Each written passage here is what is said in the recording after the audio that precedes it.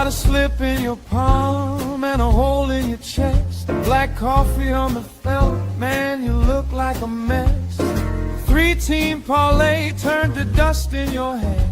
Now you stare at the chips like they made you this man. But don't you go quiet, don't you fade from the floor.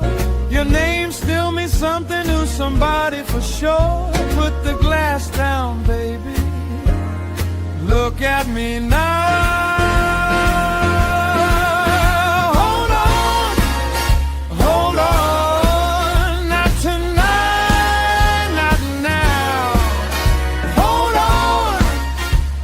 on. Let me pull you out. That fella bites hard, but it don't get the crown.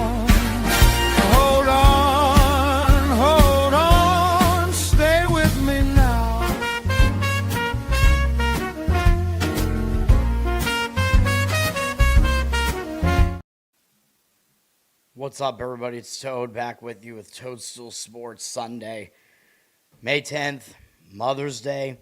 Happy Mother's Day to everybody. Your mom's a MILF, whatever. We probably could have been 6-0 on the show yesterday. We were 5-1. We started out with all the afternoon games coming through. We got a win with the Cincinnati Reds on the run line. They only won 3-1, but the whole pot was scooped with that one. It was a split bet money line, run line, but they were able to hit everything.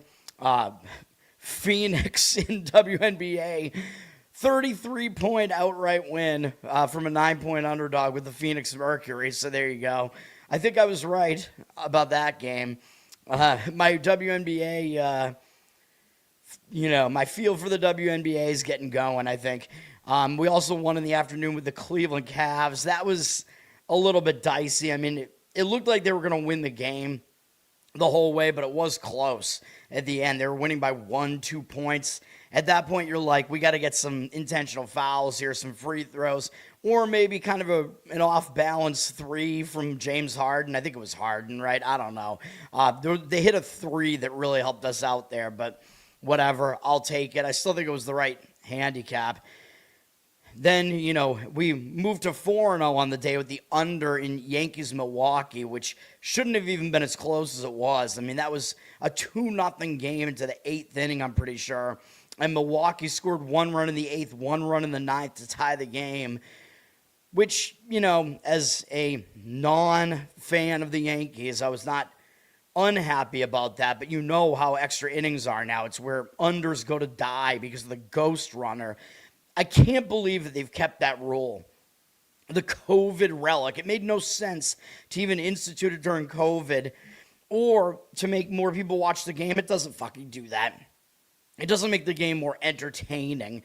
It's stupid. It's ridiculous. Some of the best games ever have been these long-ass extra inning games. Just be done with this shit. Nobody wants this shit. But the Yankees scored in the top of the 10th. Milwaukee then scored in the bottom of the 10th, and I'm like, please do not let this go to another inning. Please don't. But Milwaukee had the bases loaded with still 1 out in that inning. So decent chance they were gonna win the game right there by 1 run, and that is what happened. Because even if they get a hit, you don't have to worry about extra runs. You only have to worry about the home run. You don't have to worry about a hit scoring more than 1 run, right? Because 1 run scores, the game is over. So we got there. It landed 7, even though it was 4 at the end of 9 innings. The only loser was the Pittsburgh-San Francisco game, and that was trending in the right direction. A first 5 under hit in that game. If you went first 5, I didn't really see that much of a reason to avoid the bullpens, even though the bullpen rest wasn't that great. That was more of an impact actually on Pittsburgh, I'm pretty sure, than San Francisco going into that game. And San Francisco's bullpen was the problem. They were horrible in the game. Pittsburgh put up like 9 runs between the 6th and 8th inning. What are you doing, dude? And then it became just the game totally unraveled, and then the Giants put up a couple of runs in garbage time, I'm pretty sure. But that game was, the game was 4-1 Pittsburgh going into the 7th inning, I'm pretty sure. Yeah, it's just ridiculous. And then we did get a win with the Minnesota Wild pretty easily, although that's one of those games where it probably wasn't entirely what it looked like on the scoreboard, but Minnesota definitely showed up and came to play in that game, so we got that win as well. And it was an easy win. So there you go, Minnesota. They were out to a 2-0 lead. It was that way for a while, 3-0. I think they scored on a power play to make it 3-0, and at that point you're like, yeah, they're definitely going to win this game. Slipped to 3-1, then they pushed it to 4-1 really quickly after that, and they scored an empty net goal at the end. But Volstead was back in net there, and he actually looked really good in the game. Colorado had more shots, and yeah, some good goaltending from Minnesota there, including at the end, even when he didn't even need to do it. During the empty net situation, Colorado was just throwing things right at him, and he kept making ridiculous saves. Even though his team was winning by 3 goals at that point, he was still on point. So credit for that, even though I'm not really a Minnesota Wild fan, but whatever. Dirty Sock, what's up? Yeah, you should not let your bias affect you at all. All right, baseball. Even though Peacock has the Sunday night game, they do have an afternoon game as well on Peacock. Washington at Miami. I don't really know why. These teams have split the first 2 games. Each team has won by a run, with Miami winning yesterday. It's been a close series, divisional series. I still think Miami is the better team, though. Miami used 4 relief pitchers yesterday. Washington used 3. Washington is the worst bullpen out of these 2, though. Currently ranked 23rd. This is based on whip. Miami is 5th. Miami, hitting-wise, they're 14th. Washington is 9th. Washington does have the better offense, I suppose. Cade Cavalli is pitching for Washington.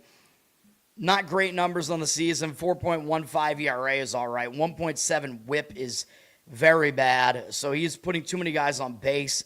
He's not as good on the road. 4.76 road ERA. He was not good last time out against Minnesota, but 3 unearned runs scored against him. So it wasn't really all him. Just the defense seemed to kind of unravel behind him. He walked 3 guys, though, so he doesn't really get a pass for that, for the free passes that he was issuing. But the prior 2 games, he had 10 strikeouts in each of them. So he was actually pitching decently, and he is capable of that. He's got 40 strikeouts in 34 2/3 innings. That's not bad, but 17 walks, 42 hits. None of that is good. He's still putting himself in danger, putting too many guys on base. Miami is a pitcher-friendly park, but Cavalli has not done well against Miami in the past. 25 at-bats. It's not a big sample, though. It's only 6 hitters who have faced him. 4 strikeouts, 1 walk, 360 batting average allowed, 785 OPS. So I don't love those numbers. He is going up against Sandy Alcantara, who, he's having an okay season, but he obviously is not what he once was. He's got a 4.01 ERA, 1.28 whip, 2.94 ERA at home, so he is pitching way better at home. He got lit up at home in his last outing, though, against Baltimore. That wasn't good. Didn't make it 5 innings. Got tagged for 7 runs, walked 3 guys. None of that is good. His strikeout rate has actually gone way down over the last couple seasons. Basically, since he's had his injury issues, he's never regained his form, not entirely at least.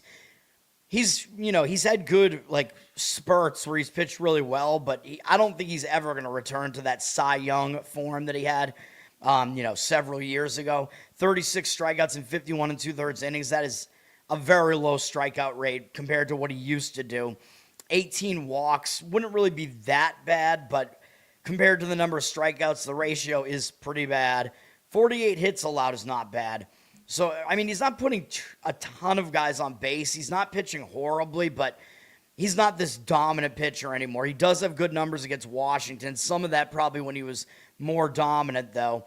65 career at-bats against them, although it's only across 6 hitters that they have. 4 strikeouts, 1 walk, 215 batting average allowed, 473 OPS. I don't know, man. I think The money is all coming in on Washington here. I don't know if I really see it. 58% of the tickets on Miami, 91% of the cash on Washington. And yes, pregame still has not fixed their shit, so I'm using a wager talk here. The next best thing, even though I don't like the books that they track as much, or the subset of books, I should say. Miami's a favorite, minus 130 something. I mean, they deserve to be. I think they have the better pitching probably throughout this game, so I don't love Washington here.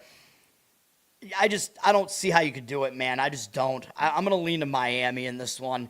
The money's not agreeing with it. It's not on my card. In fact, I'm only going to give you one baseball play today. I don't like the baseball board very much at all. I consider giving out both hockey games. I actually like both hockey games. I'm going to give you one of the hockey games. I'm skipping NBA, and I am going to give you one WNBA game. Tyson, what's up? Thanks for hanging out. Next game in baseball is A's at Baltimore, or Athletics. I keep just saying A's because it's easier. Baltimore's on the verge of getting swept at home, man. And I talk about this. When a team is on the verge of getting swept, a lot of times you get a bigger effort out of them to avoid the sweep. The A's might take Baltimore a little bit less seriously now. The A's, I don't like their bullpen, and they did use 4 relief pitchers out of it yesterday. Baltimore's bullpen is not that much better, though, and they used 3 relief pitchers. The A's are ranked 26th in bullpen here. Orioles are 19th, so Orioles do have the advantage in the bullpen. The A's have had the better offense. They're 6th currently. This is by OPS. Baltimore is 16th. Luis Severino is pitching for the A's. What we know about him, watching him the last couple of seasons, having to pitch in that horrible A's stadium, is he's like a completely different pitcher away from that stadium. He's way better when he doesn't have to pitch in that stadium, and the same thing is starting to happen this season. He's been way better on the road. He has a 3.6 road ERA compared to 4.9 at home, so he is much better outside of that stadium, just like last year, and he will be outside of that stadium today because he is on the road here. Overall, he has a 4.15 ERA. 1.48 whip is still pretty concerning, though. That whip is way too high. He is coming off a decent outing last time out on the road, not surprisingly, against Philly. He pitched well at home the start before that against Kansas City, and he's actually had 3 pretty good starts in a row, 2 of them on the road, the other one against Texas. So, yeah, Texas, they don't hit well. That's a pitcher-friendly park. Philly hasn't hit that well either. So I don't know what you really want to draw from that. But Severino seems to be in okay form, at least right now, and he does pitch better on the road. So he could certainly pitch well here. He has a 43-25 strikeout walk ratio, though, so that is a concern, too. The number of walks is just enormous. That is way too high. And he's only allowed 39 hits in 43 1/3 innings, so he does not allow too many hits. The walks are a problem. The other problem is Baltimore has really good numbers against him in 41 at-bats, 8 strikeouts, 3 walks, 439 batting average, and 1,136 OPS. That kind of just, I don't know, that takes Severino off the table for me. I mean, there are some indicators that you might want to back him here, but I can't back him with matchup numbers like that in a decent sample.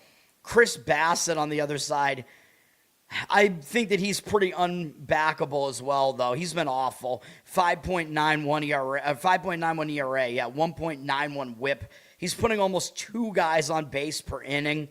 That's bad, although just like last year, he's actually, or like his whole career, basically, he is actually decent at home, though. He has a 3.45 home ERA.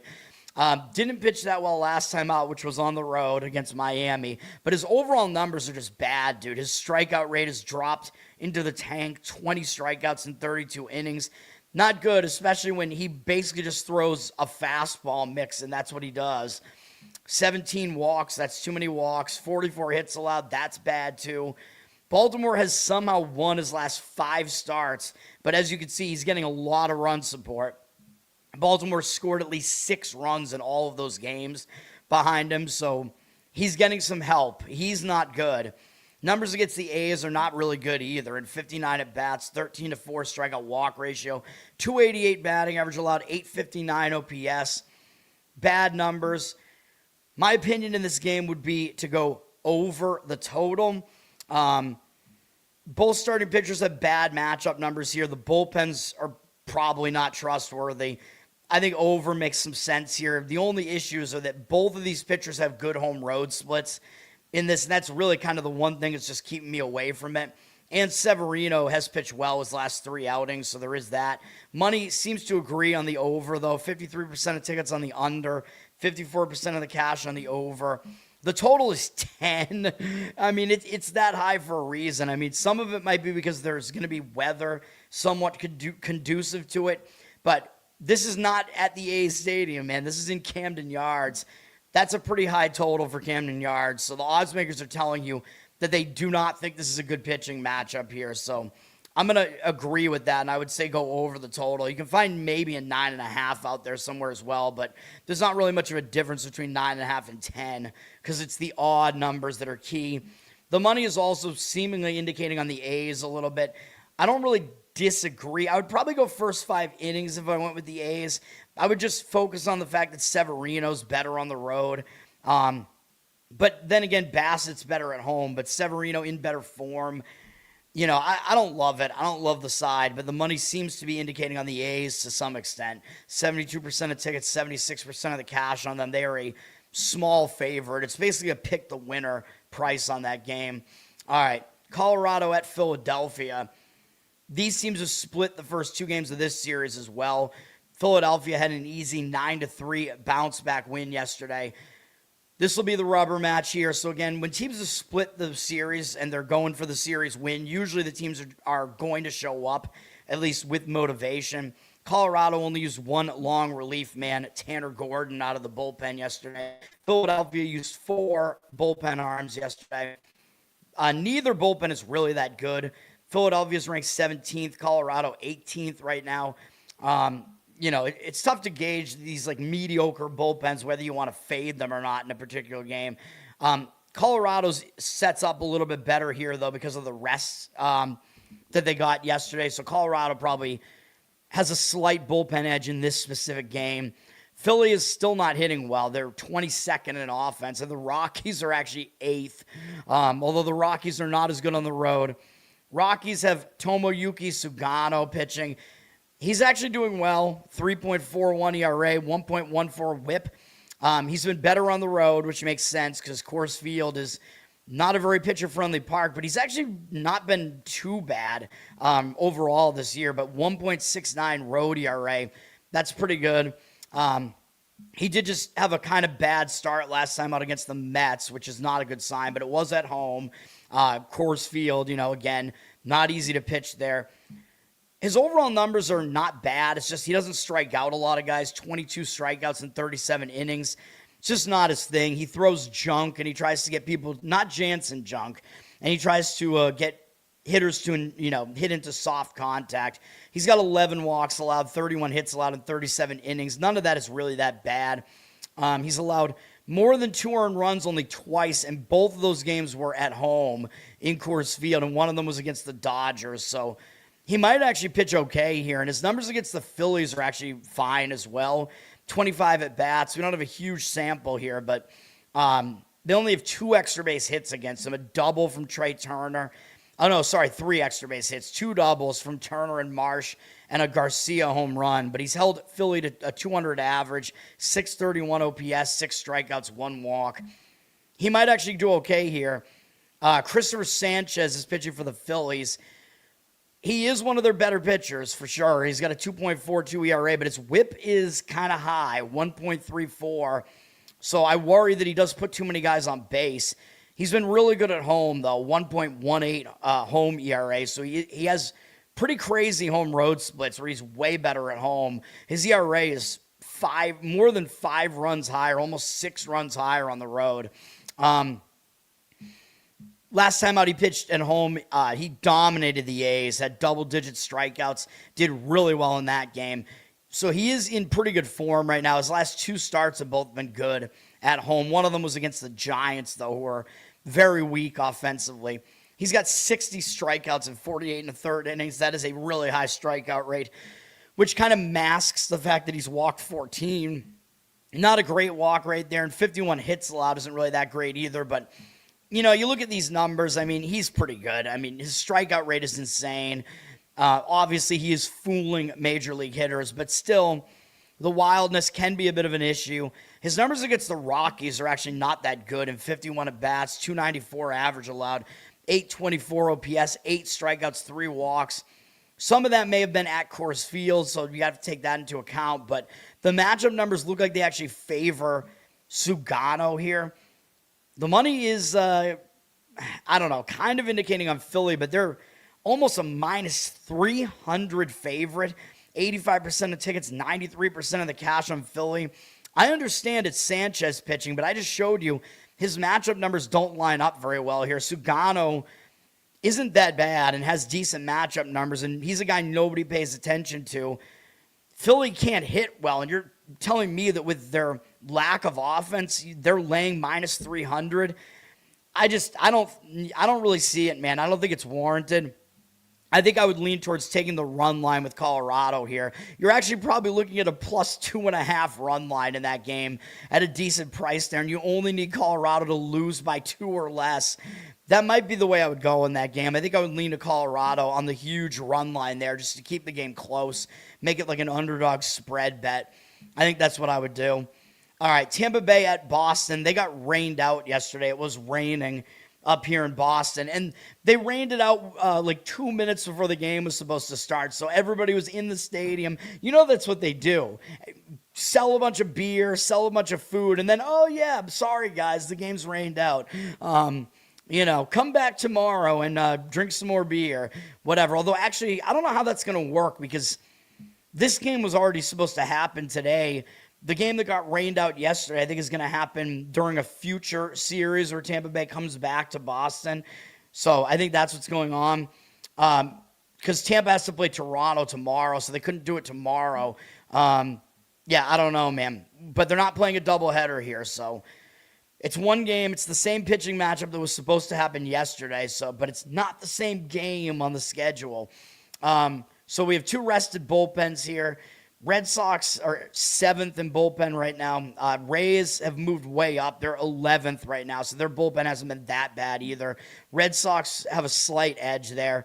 The Rays have had the better offense. They are 19th, which is still not really that good. Red Sox 28th. Their offense continues to struggle. But I liked the Red Sox with this matchup yesterday. I still like it today, obviously. It's not going to be a play for me. I considered it. I just don't think it's that strong. But same matchup. Nick Martinez is pitching for the Rays. Good numbers on the season. 1.71 ERA, 1.02 whip. Home road splits are not really significant. He's good either way. He's allowed 2 or fewer earned runs in every single start. His strikeout rate is not high, though, 28 in 42 innings, but he's not putting guys on base either. 10 walks, 33 hits allowed. Yeah, he's pitching well. Numbers against the Red Sox, as I showed you yesterday, are not good, though. In 41 at-bats, they have a 390 average and 1,015 OPS against them. So this Red Sox lineup that has been struggling, they should hit better than they have been. They have a decent lineup that should be hitting better than it is. 8 strikeouts, 1 walk there, by the way, so that's a good ratio. But the Red Sox historically have hit Martinez. Peyton Tolley is pitching for the Red Sox, as he was going to yesterday. He's been good so far.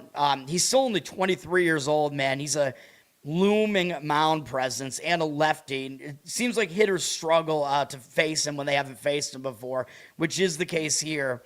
He's got a 2.04 ERA, 0.74 whip. He's made 3 starts so far this season, 2 of them good and 1 of them not so good. The not so good one was on the road.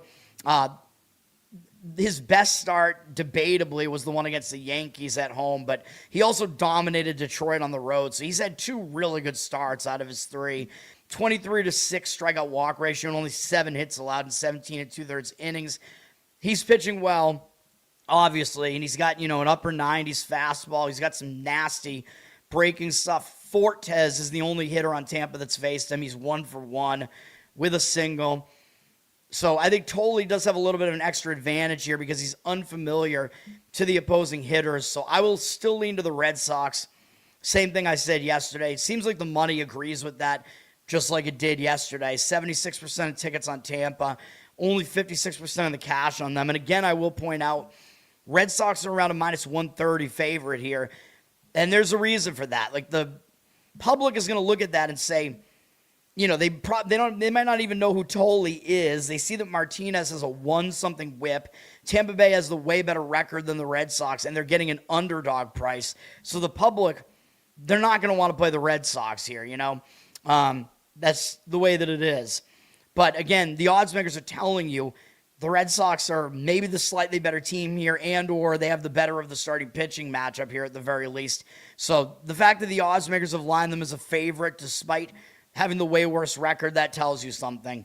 And I did tell you, even though I think Tampa is not a bad team, I think I would say they're better than people think they are, but I think they're not as good as their record looks right now, and they've won a lot of close games. So that is what I will say about Tampa Bay.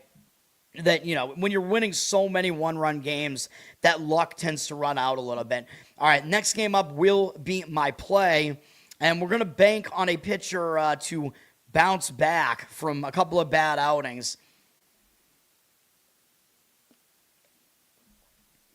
And there are a couple of reasons for this. You're going to see a geographic trend with my plays today. We're going to take the Anaheim Angels on the money line, minus 108. It's basically a pick the winner price here. This is at Toronto. We're going to go with the Angels. The Angels are on the verge of getting swept, and they have scored 1 run in the series. So I know nobody's going to want to take the Angels here, losing 2-0 and then 14-1.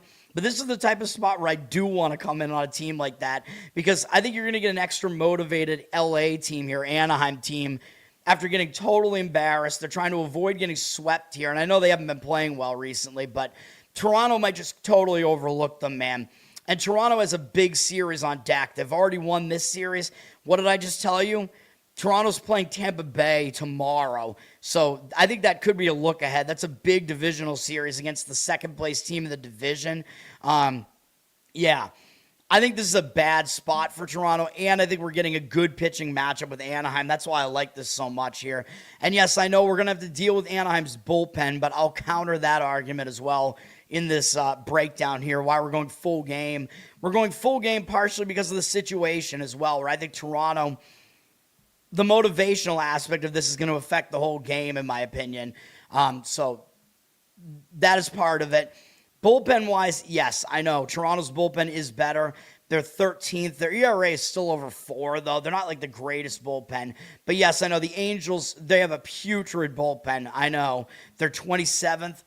I get it, but let's start looking at how this sets up here. Anaheim only used 1 long relief man yesterday, so all of their better relievers are available, even though I know they're not good, but they basically have their choice of any of their relievers that they want today, so at least there's that. Toronto doesn't have that. Toronto used almost all of their relief pitchers yesterday, so right away, it looks like we are actually kind of negating the bullpen edge Toronto would normally have, because they used 5 relief pitchers yesterday, so they're not really going to have that many pitchers available here. Their closer, Hoffman, is available, but he might not even be their closer anymore because he sucked. So, yeah, I don't like how that sets up, but it's going to get even worse for Toronto once you see what the starting pitching matchup is here. Offensively, by the way, at least Anaheim is a decent hitting team. They're 15th. Blue Jays are 18th, so we have that. Starting pitching, José Soriano is pitching for Anaheim. I know he was having a great season. He had the best numbers in baseball until his last 2 starts, so I know he's in bad form right now, but I think there are multiple reasons why he should bounce back here. Overall, he has a 1.74 ERA, 1.09 whip. That's all really good. He's really good on the road, 1.13 ERA, and that's where we start here. If you remember handicapping Soriano last year, he was horrible at home last year, and he was really good on the road, and it looks like we might be heading in that direction again. So he seems to be at his best when he pitches on the road. I don't know why, but that's just the case. By the way, for what it's worth, he's also been really good in daytime games this year. He has a 0 ERA during the day, and this is a daytime game today. So I don't really put much weight into that, but there is that as well. But Soriano was significantly better on the road last year. Now, yes, he had 2 bad starts in a row. One of them was on the road. And then his worst start was his last start at home. But weirdly, both those starts were against the White Sox. So his starts that are against teams who are not the White Sox, he's allowed 1 run against all the teams he's faced who are not the White Sox. And last I checked, Toronto is not the White Sox. He did beat Toronto at home, by the way, already. He had 4 strikeouts, 7 hits allowed in 5 innings, shut them out and walked nobody in that game. And he only threw 84 pitches. I don't really know why they took him out at that point. And they won the game, but he didn't get a win somehow. I don't know how, but it was all bullpen, all late hitting, I guess, in that game. Anyway, overall, so yes, Soriano, it just seems like I don't know, for whatever reason, he can't pitch against the White Sox right now. So I think he is going to bounce back here. His last good start that he had was against Toronto. While I know that means Toronto did just see him not that long ago, it's not like Soriano's a newcomer to the league, so people have seen him before. They know who he is. So I don't think Toronto, having faced him already, is going to help them that much here. Soriano overall, 54 strikeouts, 19 walks, 46 and 2/3 innings, and 32 hits allowed. Those are all pretty good numbers, man. The walk rate might be a little bit high, but he's been pretty unhittable, and he's striking a lot of guys out, which kind of counters that. Numbers against Toronto, they're not the greatest, but they're fine. And 43 at-bats, 15-5 strikeout walk ratio, 279 average allowed is a little high, but 656 OPS is not very high. All the hits have been singles pretty much. He's allowed 1 extra base hit to them, which is a double by Varsho. All right, so Soriano, I think he's going to bounce back here. And I said it was going to get worse for Toronto, their bullpen situation. Yeah, well, they used 5 relief pitchers yesterday. They're going with a bullpen game here as well because they have Spencer Miles listed as their starter. Yeah, his numbers are fine. 3.5 ERA, 1.17 whip. And, he's been a little bit worse at home, actually. 3.97 home ERA. But look at his appearances this season, man. He hasn't pitched for 6 days, so I guess maybe they're going to give him more work here, but I still don't like it. I mean, it looks like it's essentially a bullpen game here. You have no idea how long he's going to go in this game. They're probably going to try to let him go 3-4 innings here, but it looks like sort of a pseudo bullpen game for Toronto here. Miles has only pitched more than 2 innings once this season, and that was back on April 11th. So, I don't know. I don't like it. I don't like how that sets up. Anaheim's only 1 for 5 off him, but it's a very small sample. There's just nothing you can really read into there. Miles, this is his first season in the majors, so I don't know, man. I just don't like how it sets up. I think it's a weak or bad pitching situation for Toronto coming into this. I think we have a big edge with Anaheim, and we're getting them a big edge in the starting pitching, but also as far as once we get into the bullpens, the bullpen rest, how this game sets up as like a legitimate starter against kind of a bullpen game here. That all swings me to Anaheim here. Plus the motivation is also in the direction of Anaheim here. So we're doing it. That's my only baseball play, Anaheim. The money looks like it's not agreeing with me at all, so that's awesome. 50-50 on the tickets, 88% of the cash on Toronto. Whatever. Total in this game, by the way, is 8. I don't really have a good read on the total in the game. The money's somewhat coming in towards the over, which, I guess kind of makes sense. But I don't know, man. If Soriano is able to pitch well here, that might keep the game in check a little bit. But that's going to be my play. That's how it is. All right. Houston at Cincinnati. We got the win with Cincinnati yesterday. They ended a long losing streak, man. So these teams have split the series. So both teams might show up here. But, I like playing on teams that just ended a losing streak because you end that negative momentum. They had 8-9 losses in a row, whatever. Now they won a game. Once you finally win that game and break out of that long losing streak, sometimes that will help you moving forward. Like, that will give you a little bit of new momentum. So I like that for Cincinnati. But, I don't like much else about Cincinnati here. Cincinnati, their bullpen's not very good. They also used 3 relief pitchers yesterday. Houston used 3 as well. Bullpen-wise, these are the bottom 2 ranked bullpens in baseball. Houston is the worst, and it's going to take a lot for them to even somehow climb out of that spot. Cincinnati's ranked as second worst, but their ERA is at least not the second worst. Still a pretty bad bullpen, though. Houston is still fifth on offense, and the Reds are not that good at 26th. So Houston has a better offense here. This pitching matchup, there are some things about it that don't look that bad. There are some things about it that do look bad. Houston, they got a rough time, with their pitching this year. Kai-Wei Tang is going to make the start for Houston. His numbers look good, but he's been pitching out of the bullpen. 2.35 ERA, 0.96 whip. His numbers, I think, have all come in relief appearances pretty much. He might have made some opener appearances, but he hasn't gone more than 3 innings in any of his outings. So I don't think he's going to go that deep, although they seem to be planning on having him pitch today because he hasn't pitched since the 4th, just like I said with Miles over there. But you still don't know how deep Tang is going to go into this game. But Houston, they don't want their bullpen to come in because their bullpen sucks. But I don't know how much to read into Tang's numbers here. They're overall pretty good, but I just don't know how deep he's going to pitch into the game. Reds they only have one hitter who's faced him, Lowe, and Lowe is 0 for 2 with 2 strikeouts off him. Former Red Sox player, briefly, Nathaniel Lowe there. Andrew Abbott is pitching for the Reds. He's an actual starter, at least, but he's not having a good season. 5.13 ERA, 1.64 whip. He's been way worse at home. It's a hitter-friendly ballpark, but, the Reds have had him in the rotation for a few years, and he has never been this bad. I don't know what's going on with him right now. 6.57 ERA at home. That's really bad. In fact, he's been significantly better than that throughout his Reds tenure. He's not really much of a strikeout guy, 28 strikeouts in 40 and a third innings, but he's allowed 19 walks, 47 hits on top of that. That's not very good. Against Houston, he does have good numbers. They only have 5 hitters who've ever seen him, though.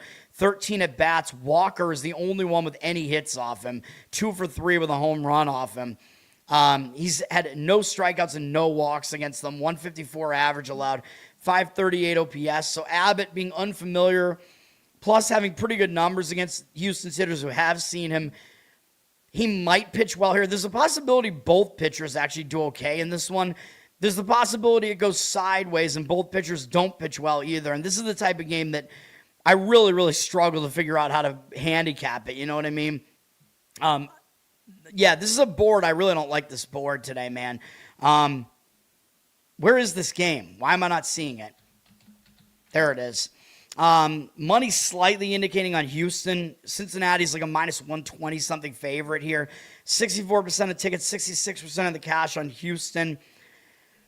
I don't know. Probably just thinking that this Houston bullpen game situation is being undervalued in the market. Maybe.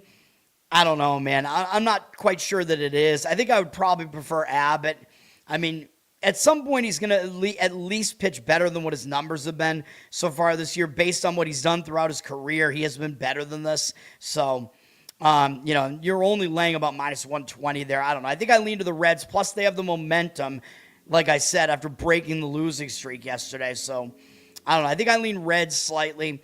Money's coming in on the over. I wouldn't really disagree with that. You're going to get Houston's bullpen probably pitching a large portion of this game. Cincinnati's pitching generally seems kind of untrustworthy here, especially the bullpen. Abbott might give you a good outing, but even if he does, over, kind of makes sense. It's a hitter-friendly park. The total's at 9.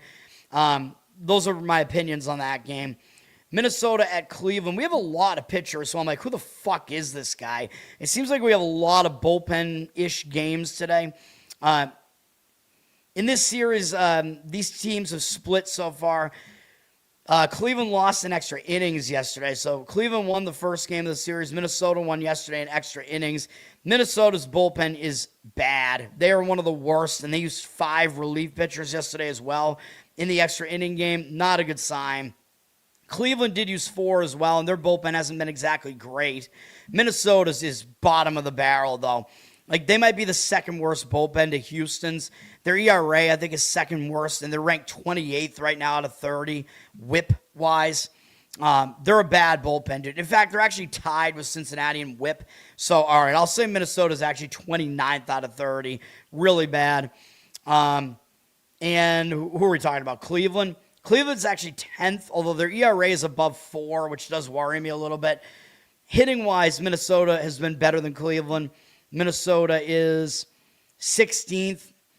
Where's Cleveland at? Cleveland's 23rd. I don't love either offense here. Minnesota has Andrew Morris listed as a starter. He's another relief pitcher, although he is young, 24 years old, but I don't know who he is. He's been pitching out of the bullpen. His numbers don't look very good. 4.96 ERA, 1.53 whip. That's not impressive. He's gone 3 2/3 innings in one of his appearances. So that's the most he's done. He literally pitched yesterday out of the bullpen, though. Only threw 11 pitches, but still, that kind of indicates he's not going to go that deep into this game. He's probably going to give you 1 or 2 innings here, would be my guess. So that means we're getting a Minnesota bullpen game with a bullpen that got almost entirely used yesterday and a bullpen that's very bad. That looks very, very bad for the Twins to me. Although Morris, Cleveland's 0 for 2 off him. 3 of their hitters have faced him. They have 1 strikeout, 1 walk. Can't really read much into that. Also, again, you're going to get Minnesota's horrible bullpen for most of the game. At least for Cleveland, they have an actual starter on the mound, Gavin Williams, and he's having a good season as well. 3.28 ERA, 1.09 whip. He's been really good at home, 0.89 home ERA. He gave up 5 runs last time out against Kansas City, but he also had 7 strikeouts, 2 walks, 8 hits allowed. I think he got a little bit unlucky in that game. Generally, he's pitched really well. He's allowed 2 or fewer earned runs in all but 3 of his outings, which include his first one of the season where he was just way too walk heavy. And yeah, the walks are still a concern. His strikeout rate is insane. 60 strikeouts in 49 1/3 innings. That's really good. 21 walks is way too many walks. 8 home runs allowed isn't good either. Only 33 hits, though, so he's not allowed that many hits. Williams was on a stretch where Cleveland had won 6 games in a row that he started. So that's a decent sign. He has good numbers as well in this matchup against Minnesota. 67 at bats, 18 strikeouts, 7 walks, 224 batting average allowed, 551 OPS. So I like all that. Looking at this more, why am I not playing Cleveland here? Even though I don't love their bullpen, the money's totally disagreeing with it, though. 87% of tickets and 68% of the cash on Cleveland. They are a bit pricey, minus 160. You have to do like what I did yesterday with the Reds, do a split run line, money line bet here. Yeah, whatever. I'll leave it off my card, but I do like Cleveland. I think I would play Cleveland in that one if I was going to do anything with it. Total's low, though. It's 7.5. It makes laying the run line part of it, more difficult to actually get that to cash. Money seems to be indicating towards the over, though. 7.5 seems way too low for a Minnesota bullpen game, basically. I don't know what we're doing with that here, man. If you want to take Williams out of the equation, I don't know if I would even do that, though, because Williams pitches well at home. He has good numbers against Minnesota. I think he bounces back from his last outing. Yeah, I don't know, man. I don't trust his walk numbers, but yeah. I don't know. I think I would actually, do the split bet run line, money line with Cleveland. I think that's what I would do there. Yankees at Milwaukee. The Yankees are actually trying to avoid getting swept here, so the Yankees might show up. They do have a divisional series that starts tomorrow against Baltimore, but I don't think the Yankees are going to overlook a game when they're trying to avoid a sweep here.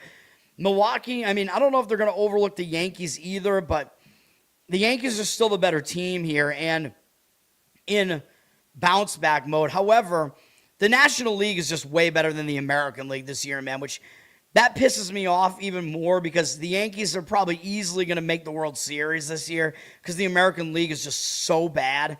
And then that means they avoid all the good teams in the NL except for whichever one makes the World Series, which probably it'll be the Dodgers again. But, could be the Braves. I don't know. I don't know if I would really trust that to be the case. But yeah, that pisses me off because the Yankees are going to have a really easy path through the playoffs. You know what I mean? Bullshit. Complete fucking bullshit. But the National League has dominated the American League in interleague play. So I will say that the National League has had a major, major upper hand. I think they've won like at least 15 more interleague games this season than the AL has. Anyway, this game, both bullpens have been okay this year. Yankees did use a lot of relief pitchers. It was an extra inning game yesterday. They used 5 relief pitchers yesterday. Milwaukee only used 2. So Milwaukee's bullpen is more intact here. They won on a walk-off, so they didn't have to use their closer or anything either. Milwaukee's ranked 14th in bullpen right now. The Yankees are 9th. So it's pretty close, but, Milwaukee might have a slight edge there just because they didn't use as many relievers or high-leverage relievers yesterday. Yankees do have the better offense. They're ranked 3rd. Milwaukee, 23rd, so their offense still has been struggling, but I think it is improving. Starting pitching in this game is very interesting, actually. Carlos Rodon is going to make his season debut here. Last year, he pitched well for the Yankees, 3.09 ERA, 1.05 whip. He had a good season, man. He was another one of the guys where, I listen to the Yankee fans, and they all complain about a lot of these guys. I'm like, what is there to complain about? Rodon had a really solid season last year. I don't know, but he's coming back from injury. Now, I will say that usually when a veteran like him comes back from injury, usually they're ready to go and they pitch well and they're actually undervalued in the market when they come back. But I'm not so sure that's going to be the case here because the Yankees are always overvalued. Milwaukee has a pitcher pitching today who nobody knows who the fuck he is, so I don't think he's going to be overvalued. And I looked at Rodon's rehab numbers. He wasn't good in AAA, dude. They had him pitch 1 start in single A, 1 start in double A, and he looked pretty good there. Then he went to AAA, and he actually had a bad start in AAA, but they were just kind of like, whatever, we're bringing you up anyway, which in a way it makes sense. But I don't know, man. That bad start that he had in AAA makes me a little bit less confident, though. So that does worry me a little bit. But his numbers are really good against Milwaukee in the past. 47 at-bats, 14 strikeouts, 6 walks. That's not good. But 149 batting average allowed, 479 OPS. Decent-sized sample here, and like all their hitters have faced him before. And Rodon has pretty much dominated them. Milwaukee is going with Logan Henderson here. People have no idea who he is. Like I said, he's only 24 years old. He has a 4.5 ERA right now, which doesn't look that good. But he has a .88 whip, which is pretty good. And if you look at what he did last year, I totally forgot about him, man. He made 5 starts last year, and his numbers were awesome. He had a 1.78 ERA, .99 whip. He had more strikeouts than innings pitched. He had a 33-8 strikeout walk ratio in 25 1/3 innings last year. This year, 11-1 in 8 innings so far. That's some good stuff, dude. I think Henderson might be the real deal. The Brewers are kind of stacked with a lot of young pitching right now between him and Harrison and obviously Miz. They got rid of Corbin Burns a couple of years ago, and I guess this is why, because they were just stacking, good young pitching. Although they didn't get Harrison until the off season right before this season. But overall Henderson's been pretty good, but only in 8 innings, 6 hits allowed, whatever. He's made 1, I think, relief appearance, and then it looks like he made 1 start against Washington so far this season. No, actually, those were both starts, but I guess he was an opener in one of them, and then the other one was a start. But Henderson, his overall numbers look pretty good to me, man. And the Yankees only Max Schumann has ever faced him before. Not the German composer Schumann. He's 0 for 2 with a strikeout off him and no walks. So I like how it sets up for Henderson because he's unfamiliar to the Yankees hitters. His numbers look good to me. Over a decent sample if you include last season. So he's one of these talented young pitchers with unfamiliarity. That does give him an edge, man. I think an under does make sense here. Maybe first 5 innings just because the bullpen for the Yankees at least got used up yesterday. I think Rodon, he has good matchup numbers here. He's certainly capable of pitching well here. Maybe he gets a little extra pumped up to be back in the majors. Maybe there's just not much to read into that bad AAA start he made in rehab. 89% of tickets and cash on the under. Don't really know what that's indicating. The public, I don't know how much the public is really coming in and playing this, although this is the type of game they would play over. Totals at 8, so it's fairly low. Maybe, this pitching matchup almost looks like it should be a 7.5 type of game. But under makes sense to me. The money is also indicating on Milwaukee for what that's worth. 61% of tickets on the Yankees, 69% of the cash on Milwaukee. I'm not as bullish on that because you do have the Yankees, the better team, looking to avoid the sweep. They are favored here at around minus 120. But again, you're usually going to pay too much of a price for the Yankees, especially because they at least have the known pitcher on the mound here. Maybe there is some value there on Milwaukee. I just don't really love the situational setup. But Milwaukee does have the bullpen rest edge here. There is an argument to be made that their starter might have a little bit of an edge there as well. I don't want to bank on it, though. But that's what I think about that game. Seattle at the Chicago White Sox. This game, these teams have split the series so far. The White Sox ended a 3-game losing streak with a win yesterday, 6-1, after a high-scoring bullshit game where we lost the under the game before that, which was a 12-8 final. Seattle is definitely the better team here, though, and their biggest advantage usually is the bullpen against a team like the White Sox. White Sox used 3 relief pitchers yesterday. Seattle also used 3. The bullpen, Seattle's definitely the better bullpen. Even though they're ranked 15th, their ERA is like in the top 5 probably. They're a good bullpen. White Sox are not. The White Sox are 24th. Hitting, interestingly, the White Sox are 11th in offense. They've hit pretty well. Seattle is 20th. Although, I still think Seattle's a little bit better than that, than what that would suggest. I think the fact that they play in a pitcher-friendly park is kind of keeping the hitting numbers down a bit as well. Maybe it's helping their bullpen look better than it is as well. I don't know. But Seattle, if last year is any indicator, and it makes sense because their home stadium is so pitcher-friendly, they hit better on the road, and they are on the road here. Logan Gilbert is pitching for Seattle. He's been kind of mediocre this year, man. He hasn't been the best. 4.3 ERA, 1.3 whip. Usually he's better at home for all the reasons I just said, but he's actually been better on the road this year. 2.45 road ERA, but it's in a much smaller sample size as well. He just got knocked around by Atlanta. Now, here's the thing with Gilbert. I think the reason why his numbers are bad at home sort of is because he's faced like a lot of pretty good offenses at home. He faced the Yankees, Houston, the A's, and Atlanta all at home. That is kind of keeping his pitching numbers from being, as good as maybe they could be. Overall, his numbers don't look bad to me, though. He's got 43 strikeouts, 10 walks, and 44 innings pitched. 47 hits isn't great. But I think he's getting a little bit unlucky. He's still a pretty solid pitcher. 8 home runs allowed is not good, but he allowed 4 of them in his last game. Not a good sign it happened at home, but that looks like more of a fluke to me than anything else. And those were the only runs he allowed. He allowed 4 solo home runs against Atlanta, but that also tells you he wasn't putting guys on base for the most part either. His numbers against the White Sox, I don't know. They're a little bit hard to gauge. 27 at-bats. They have 5 hitters who faced him. Not a big sample here. Benintendi's really the only guy that has done damage to him. He's got 6 strikeouts, 1 walk against them, 259 average, but an 804 OPS against them. Almost entirely because Benintendi has 4 doubles against him, though, and is 5 for 16 off him. I think Gilbert might pitch okay here, though.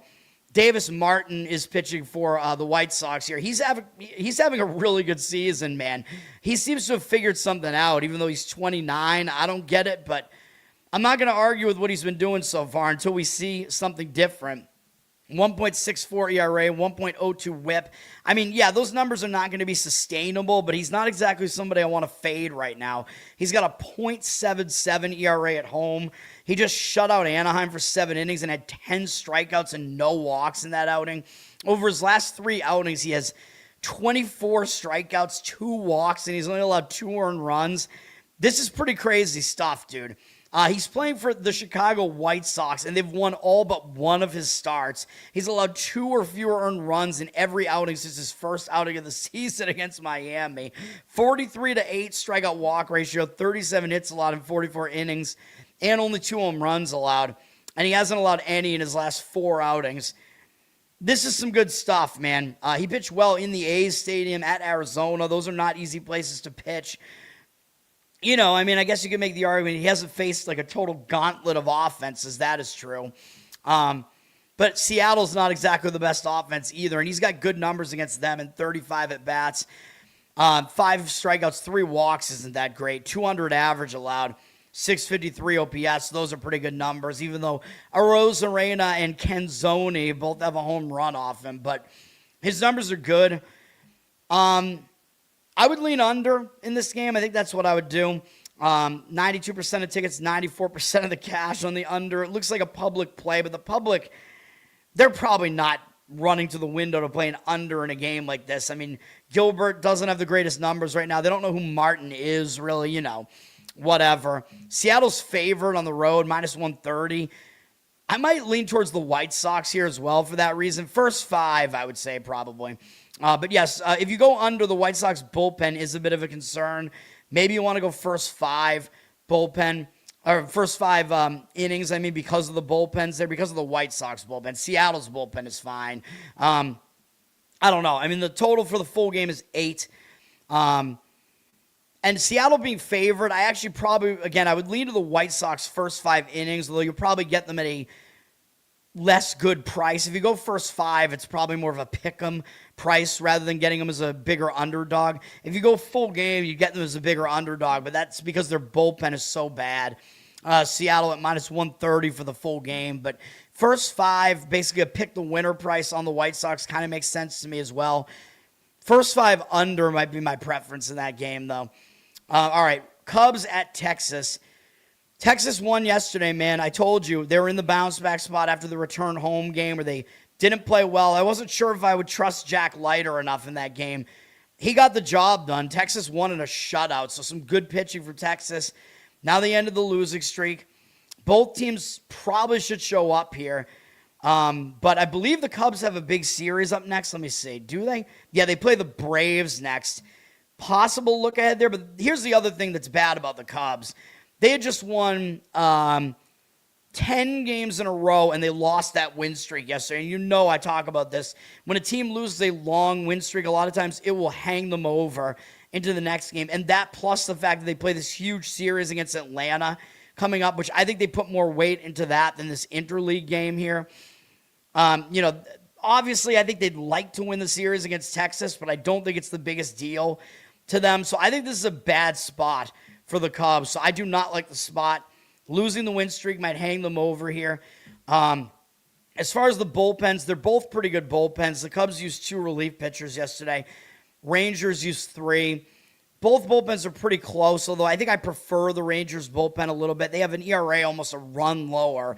They're ranked 6th right now because their whip is a little bit higher. The Cubs ranked 8th. But yeah, a run better in the ERA department for the Rangers. They got the better bullpen. Cubs have the way better offense, though. They're ranked 4th. Texas is 25th. We're looking at a pitcher-friendly park here, so we're probably looking at a lower-scoring game here. Jamison Taillon is pitching for the Cubs.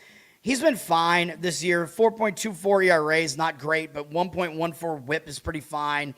That indicates his ERA should be a little bit lower probably. He hasn't been that good on the road, a 5 road ERA, but this is a pitcher-friendly ballpark. He's pitched pretty well all season. He's allowed more than 4 earned runs only once, more than 3 earned runs only twice, and the one where he allowed 4 was at the Dodgers, so can you give him a pass for that? In the game he allowed 6, he got unlucky against Pittsburgh. It was only on 6 hits. He gave up 3 home runs there, struck out 10. Now, his problem is the home run ball, though. He's an extreme fly ball pitcher, but he might pitch better here because Texas is a ballpark that doesn't allow a lot of home runs, so that might help him here. Because extreme fly ball pitchers, I don't love them, man. He's got 36 strikeouts in 40 to third innings. That's not bad. 14 walks is not great. 32 hits allowed is pretty solid, but he's allowed 11 home runs. That is a problem, dude. He's allowed some of the most home runs out of anybody this season. He's up there, man, as far as home runs allowed. His numbers against Texas are pretty good, though. 70 at-bats, a big sample here. 14 strikeouts, 5 walks, 243 average, 679 OPS. They only have 2 home runs off him from Nimmo and Peterson. Do with that information what you want, but I think Taillon might set up to pitch okay in this game. Again, it's a park that Guys that allow a lot of home runs, they tend to do a little bit better in this ballpark, and his matchup numbers don't look bad to me. But he's going to have to duel with Jacob deGrom here, who is definitely the better pitcher here. deGrom, again, he's pitching really well this season, 3.11 ERA, 1.01 whip. He's been really good at home, 1.62 ERA at home. Again, it's a more pitcher-friendly park. He's taking advantage of that. He did just give up 6 runs on the road against the Yankees, but basically everybody that reached base against him scored. He gave up some untimely home runs. Still had a 7-to-1 strikeout walk ratio. So I'm not ready to say that start was actually bad. Prior to that, he had gone the entire month of April, allowing no more than 1 earned run in any of his outings, including another one against the Yankees. So the Yankees were seeing him twice in a row, which might have helped them a little bit. I didn't think it would. I think we lost on the under in that game. It is what it is. I think we got a bit unlucky on that, though. deGrom has 47 strikeouts in 37 2/3 innings. So even though he's 37 years old, he's still striking guys out. 8 walks and 30 hits allowed. That's some good stuff. He's not putting a lot of guys on base at all. Numbers against the Cubs are also good. They have 54 at-bats against him. 34 of them are Swanson. And even though Swanson does have 2 home runs off him, he's only 7 for 34 off him. 17 strikeouts and 3 walks. So Swanson doesn't even hit him that well. Overall, he has 26 strikeouts, 3 walks against them. 185 batting average allowed, 635 OPS. Those are deGrom's numbers against the Cubs. I'm going to lean to Texas here, man. I think they have a slight bullpen edge. I like the starting pitching edge for deGrom as well. I like the situational edge. Now, I think it's a slight edge, though, for Texas with the pitching, with the bullpen, with the starting pitching, but I think they do have the edge in both. Obviously, they don't have the better hitting, but pitching, I think, overwhelms hitting when it's good enough. And again, I don't like the spot with the Cubs having lost their long win streak, so I will lean to Texas in this game, but the money's disagreeing with me. Texas is about a minus 130 favorite. Maybe you're paying a little bit of a price for deGrom because he is that good. He's going to be in the Hall of Fame. 64% of tickets are on Texas. 60% of the cash on the Cubs. I don't buy it. I really don't, though, because the public knows that the Cubs just won 10 games in a row, right? So I think they'd be more likely to think, oh, the Cubs are going to bounce back here. Even though, maybe they're not totally tempted to fade deGrom here, but still, I don't see the public being that heavily on Texas in this game, so I don't know what to do with this market read here. An under makes sense in this game to me as well. I think you have 2 starting pitchers. Well, deGrom is obviously a great pitcher. Taillon, not really, but this particular matchup in this particular stadium might be one of the better situations for him to pitch in. So an under the 8 makes sense to me in this game as well. And the bullpens are both decent, I think, as well. So they're both good, I would say. 86 and not overused. 86% of tickets and 92% of the cash on the under. I agree with the money there. Under makes sense to me in that game, but I think I prefer the Texas side. All right, I don't have any more plays in baseball, but I'm going to give you one play in hockey and one play in the WNBA. Finish the baseball card as well, and we're going to talk about the NBA, obviously. I'll be right back.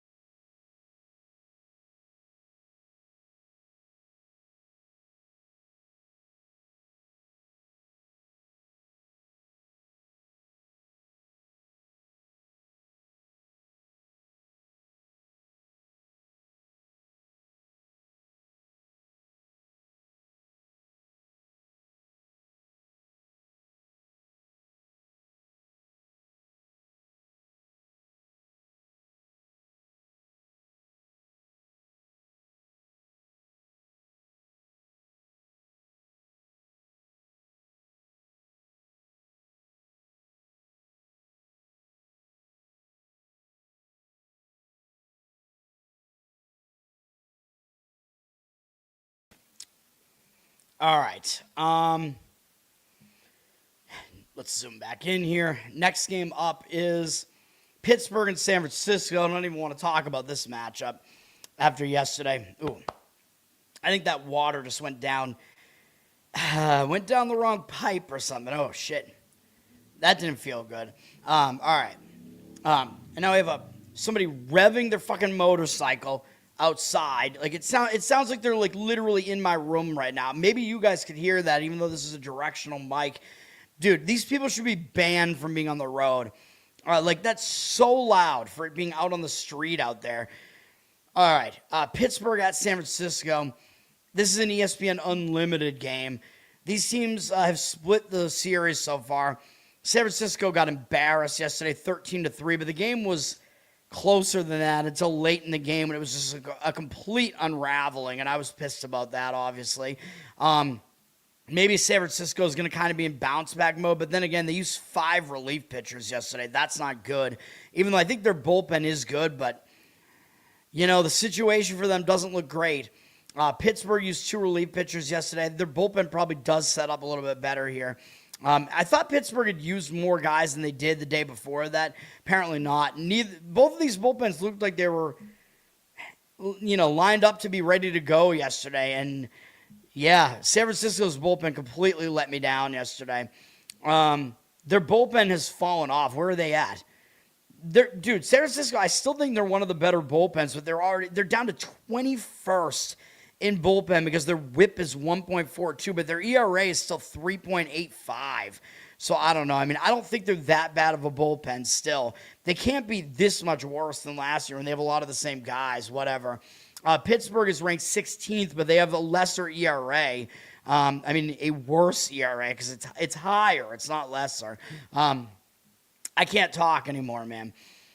Pittsburgh has had the better offense. They're ranked 7th, which is insane. The Giants are second to last, 29th, really bad. So Pittsburgh has the better offense.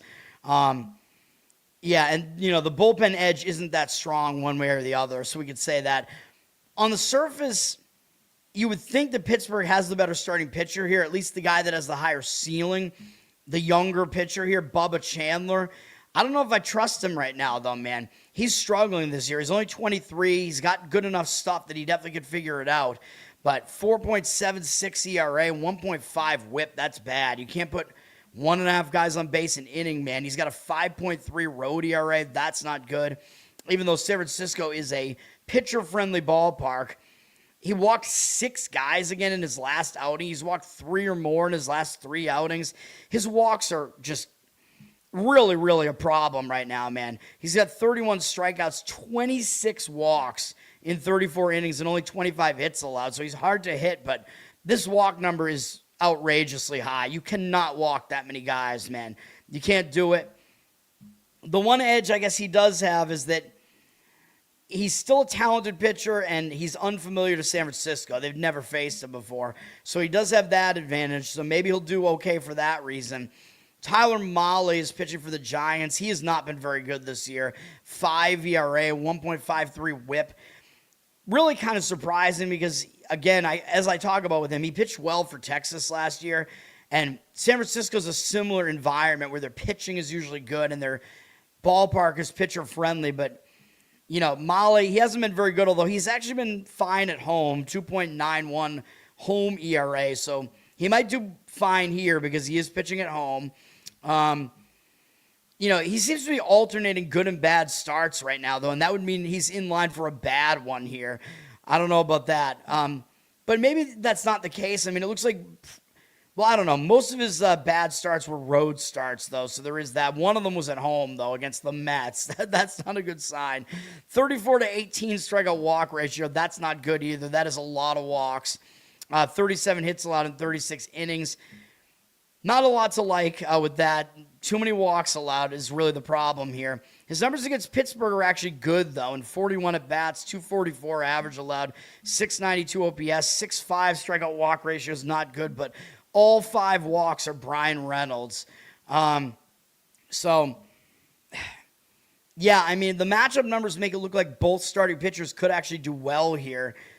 Neither starting pitcher is doing well, though. So, how do you figure it out? That's one of it's a type of game where I just stay away from it. Looking at the market here, we got, let me see. I'm just sick of all these revving engines out here, man. Like, just fuck off. 58% of tickets are on Pittsburgh, 92% of the cash on San Francisco. So San Francisco is getting the money. They're about minus 115 or so. I don't know. I don't have a whole lot to say about it, to be honest. It looks like the market is saying San Francisco here, though. Take that for what it's worth. Maybe it is a bounce back spot for them. It might be at least a decent situation for Molly here. I don't know. Chandler has the higher ceiling. I've said all of it already, though. I could see an argument for the under in this game. I don't know if we love the bullpen setup because a lot of usage. Maybe you go first 5 under, which unfortunately I should have done yesterday. It would have been a win, but I didn't see a great reason to exclude the bullpens there. First 5 under makes some sense to me here. I think with the unfamiliarity that Chandler has and Molly pitching at home with good matchup numbers could lend itself to a lower scoring game early. Money is indicated towards the over, though, so with 70% of tickets, 68% of the cash on the under, I don't know. Do whatever you want to with that info, man. Got to get through the rest of these games. The big series of the weekend, Atlanta at the Dodgers.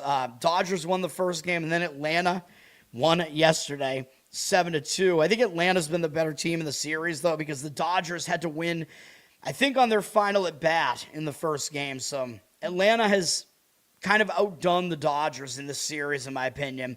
But they're 1-1 in the series. Atlanta used 2 relief pitchers yesterday, including Ronaldo Lopez, who I was getting in arguments with people over. I told you, dude, not just because Lopez pulled that stupid stunt where he punched somebody, Soler, I think it was, with a ball in his hand. You can't do that, man. Make a makeshift weapon out of a baseball. Lopez is a fat fuck, and I've been telling you he's not that good anymore. His velocity clearly has dropped off. And I literally said that as soon as one guy comes off the injured list for Atlanta, Lopez is not going to be in the starting rotation anymore.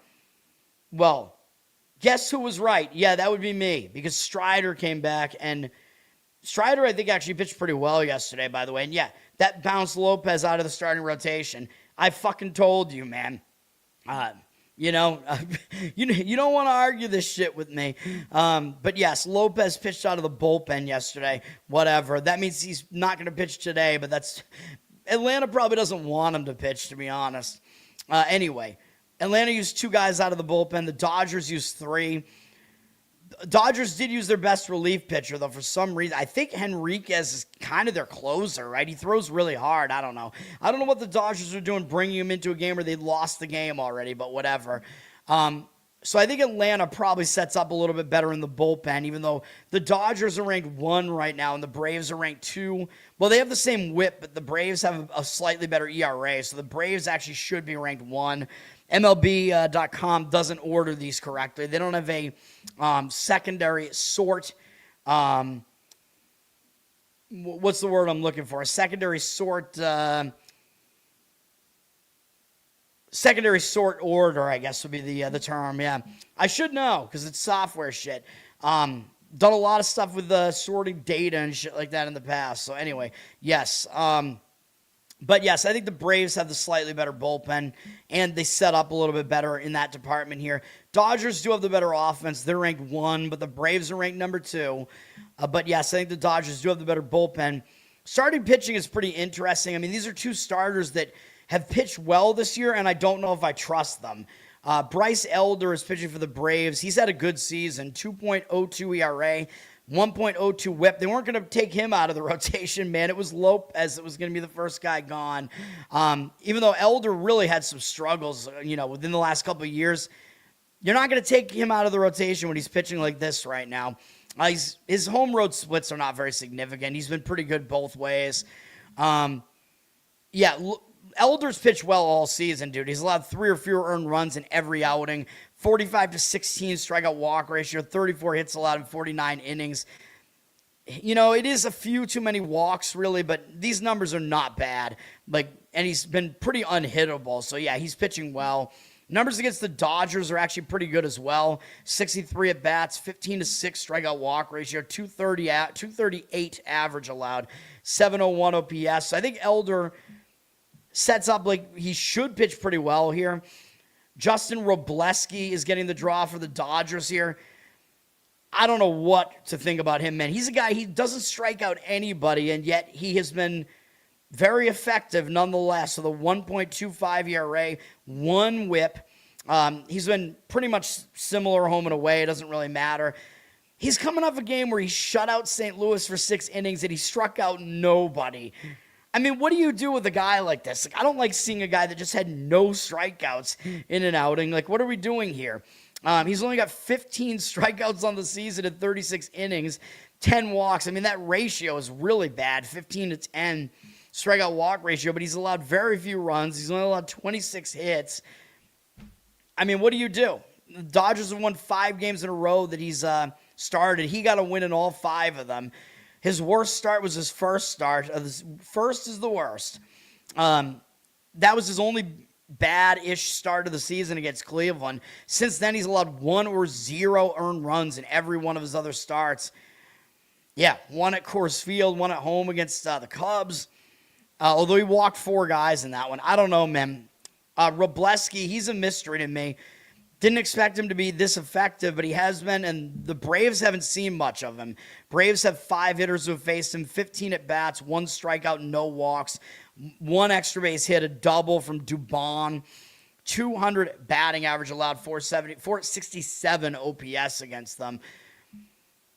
You know, this game, it looks like an under to me, dude. I know, you know, the Dodgers did use some of their better relievers. The bullpens are both pretty good. The total's at 9, which just seems too high to me. I know we're looking at good offenses. Public doesn't know who these pitchers are. You know, these are not named pitchers. Let's put it that way. Public is probably still going to want to play the over here because it's Braves, Dodgers, man. These teams score so much. And I thought this would be the Sunday night Peacock game, although it isn't. But yeah, under makes sense to me, but we see 88% of tickets, only 66% of the cash on the under. I don't know. The total is 9. I mean, you'd think it's that high for a reason, but the pitching looks like it could do well here to me. So I don't know. I lean under in this one. And the Dodgers are favored at minus 130. It always is crazy to me with Robleski being a favorite, even to that extent, especially against one of the only teams that looks like they can compete with the Dodgers this year is the Braves. You know, getting Elder, who I think is right. I don't know, man. Elder is kind of a more established starter. That's kind of what my hang up is here. Like, I kind of lean to the Braves a little bit on the side. Money is on the Dodgers, though. 63% of tickets, 69% of the cash on the Dodgers. I don't know, man. The Braves have had the upper hand in the series, and again, I think Elder's the more proven starter at this point. Like, Robleski kind of was thrust into the role, and I think he's overperforming right now based on what his actual talent level is. That's what I think about the game. Dodgers, again, are around minus 130 there. All right, Mets at Arizona. Mets won the first game of the series. Arizona bounced back and won yesterday, so this will be the rubber match of the series. Bullpens, I still don't like Arizona's bullpen, and they only used 2 guys out of it yesterday, though. The Mets used 2 as well. Arizona's still ranked 3rd in bullpen whip, but their ERA is in the mid-4s, so I still don't trust them. Mets have a better bullpen ERA, even though they're ranked 12th in whip. I think the Mets do still have the better bullpen out of the 2. Diamondbacks have really fallen off offensively. They've dropped to 21st, but of course the Mets are 30th. They're dead last. This pitching matchup is just, I don't even know what to tell you. Huascar Brazaban is pitching for the Mets here. And, you know, I don't think this is a good idea. He pitched 3 days ago. He's coming out of the bullpen, man, to make this start. I think it's going to be an opener. So he pitched out of the bullpen at Colorado on the 7th. The day before that, he was the first guy to pitch. He made the start. He made the opener on he was not the opener on the 7th. He was May 7th, I should say. Did I say March? May. He did make the opener on May 4th, and what that indicates to me is that This is going to be pretty much what the Mets did in that game against Colorado on the 4th. They're doing that again here. And what they did in that game is they had Brazoban open in the game. Then they wound up using David Peterson, although he was actually the third guy to take the mound in the game. But they used Peterson for like 4 innings, basically, or 3-something innings. So I think that's what they're doing here. Peterson hasn't pitched since then, I believe. So I think they're going to use Peterson coming in behind Brazoban. So take that for what you want. But Peterson has been so bad that they relegated him to the bullpen. And I don't like Peterson. He sucks. He puts way too many guys on base. So I do not like this setup for the Mets.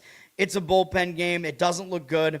Erod, Eduardo Rodriguez, is pitching for the Dbacks. His numbers look fairly good this year. 2.5 ERA is obviously really good. 1.29 whip, not great, but fine. He's been pretty good at home, 1.89 ERA. But you look into his numbers, his strikeout stuff just isn't really there anymore since he's had the injuries. He's a bit older now. He had, surgery and stuff like that. 29 strikeouts in 39 2/3 innings. 19 walks is definitely concerning. That's too many walks. But he's not allowing a lot of hits, 32 hits. So he's been not getting hit hard. So at least there is that. D-backs have actually won his last 5 starts. He's allowed 4 or fewer earned runs in every start this season. And he did face the Mets back on April 9th in New York. And he held them to 1 earned run in 6 innings. So he did have a good start there. His numbers against the Mets overall are decent, although not great.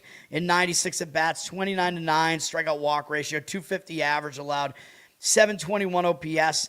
Bo Bichette hits him well, 6 for 15 with 2 home runs, 2 walks, 4 strikeouts.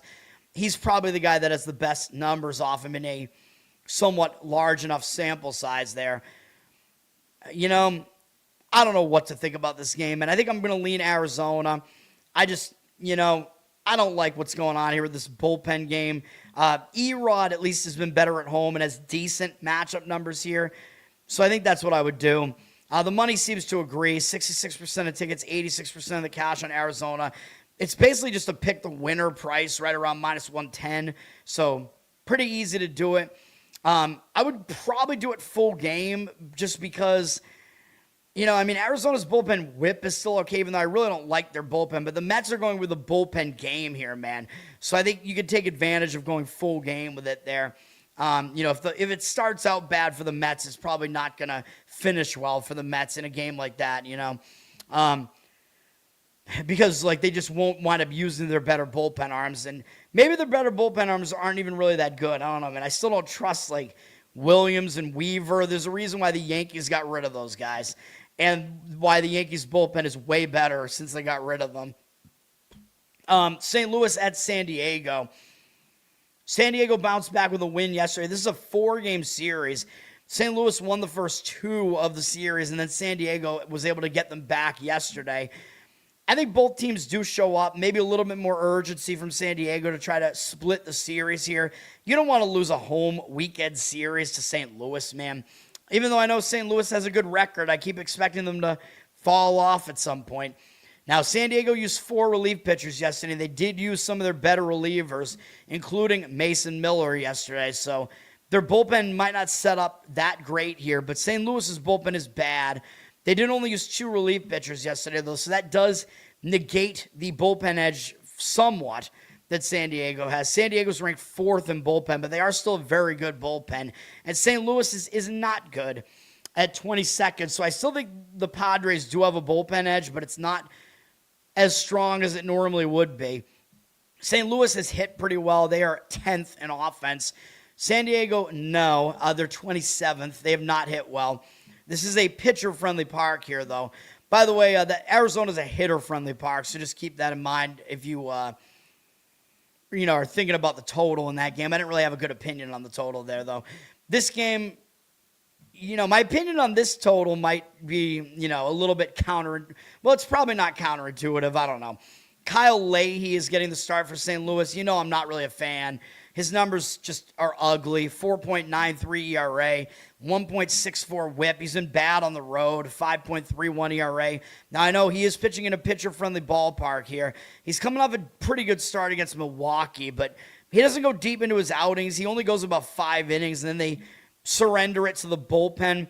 So that's not good. I mean, that kind of negates the rest edge that St. Louis's bullpen has a little bit. The fact that their bullpen's probably going to come into this game somewhere around the 5th inning here. Leahy has 27 strikeouts, 13 walks, 44 hits allowed in 34 and 2/3 innings. Not really great stuff there. Against San Diego, he does have good numbers, though. Most of their hitters have faced him in 17 at-bats. It's not a big sample, though. 3 strikeouts, no walks, 118 batting average allowed, 294 OPS, and only 1 extra base hit, a double from Machado. So Leahy, in his career, actually has pitched well against San Diego. Walker Buehler is pitching for San Diego. You know, I don't like him either. He's just never been able to return from his injuries, man. Tommy John surgery or whatever. He's been a completely different pitcher, way worse. And he's been on several different teams since then, pretty much, including the Red Sox. Actually, only a few different teams, but these teams keep trying to trot him out there, and he just doesn't pitch well, dude. 5.64 ERA, 1.52 WHIP. That's bad stuff. He's been good at home this year, though, so give him that at least. 3.2 home ERA. He pitches better in this pitcher-friendly environment, so that's good, at least. He hasn't allowed more than 4 earned runs in any outing, but he's failed to make it 5 innings in like half of his outings, so that's not good. 29 strikeouts in 30 1/3 innings is actually not that bad. He's got a decent strikeout rate there, but 12 walks, 34 hits allowed. Not good. Too many guys on base, too many walks. His numbers against St. Louis are ugly, but it's only 9 at-bats across 5 hitters. 444 average allowed, though, and 1278 OPS. 1 strikeout, 1 walk.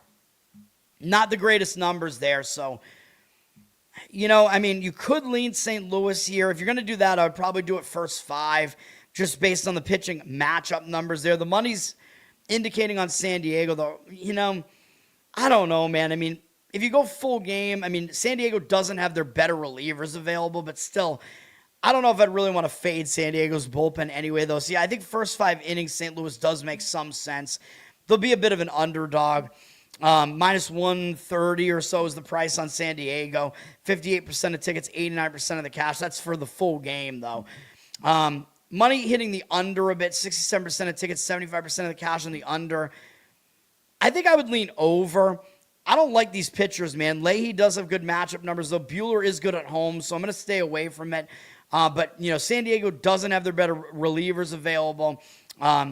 St. Louis's bullpen is bad, so I think an over the 8.5 kind of makes some sense in that game to me, but I don't want to do it. Also, a pitcher-friendly park. And then finally, the Peacock night game is Detroit at Kansas City, and Kansas City is looking for a sweep here. They've won the first 2 games, 4-3 and 5-1. But I talk about it how when a team, especially the team that I think is probably the better team, Detroit, when they're on the verge of getting swept, they tend to show up with motivation. Now, the problem with that is that Detroit, they're going with just an ugly bullpen game here. I don't love that, man. I really don't. So that's going to kind of keep me off of, trying to look at the Detroit side here. Even though they should be motivated to try to avoid the sweep. Kansas City might not even overlook them, though, because we're talking about Detroit, who's been the best team in this division recently. So even though I know Cleveland somehow snuck up on them and won the division last year, I believe Detroit was still the better team in the division. Kansas City might not overlook them still for that reason. Kansas City used 2 relief pitchers yesterday. Detroit also used 2. Sorry, I didn't keep that up that long, but there you go. Detroit is 20th in bullpen right now, but their whip is their ERA is at least below 4.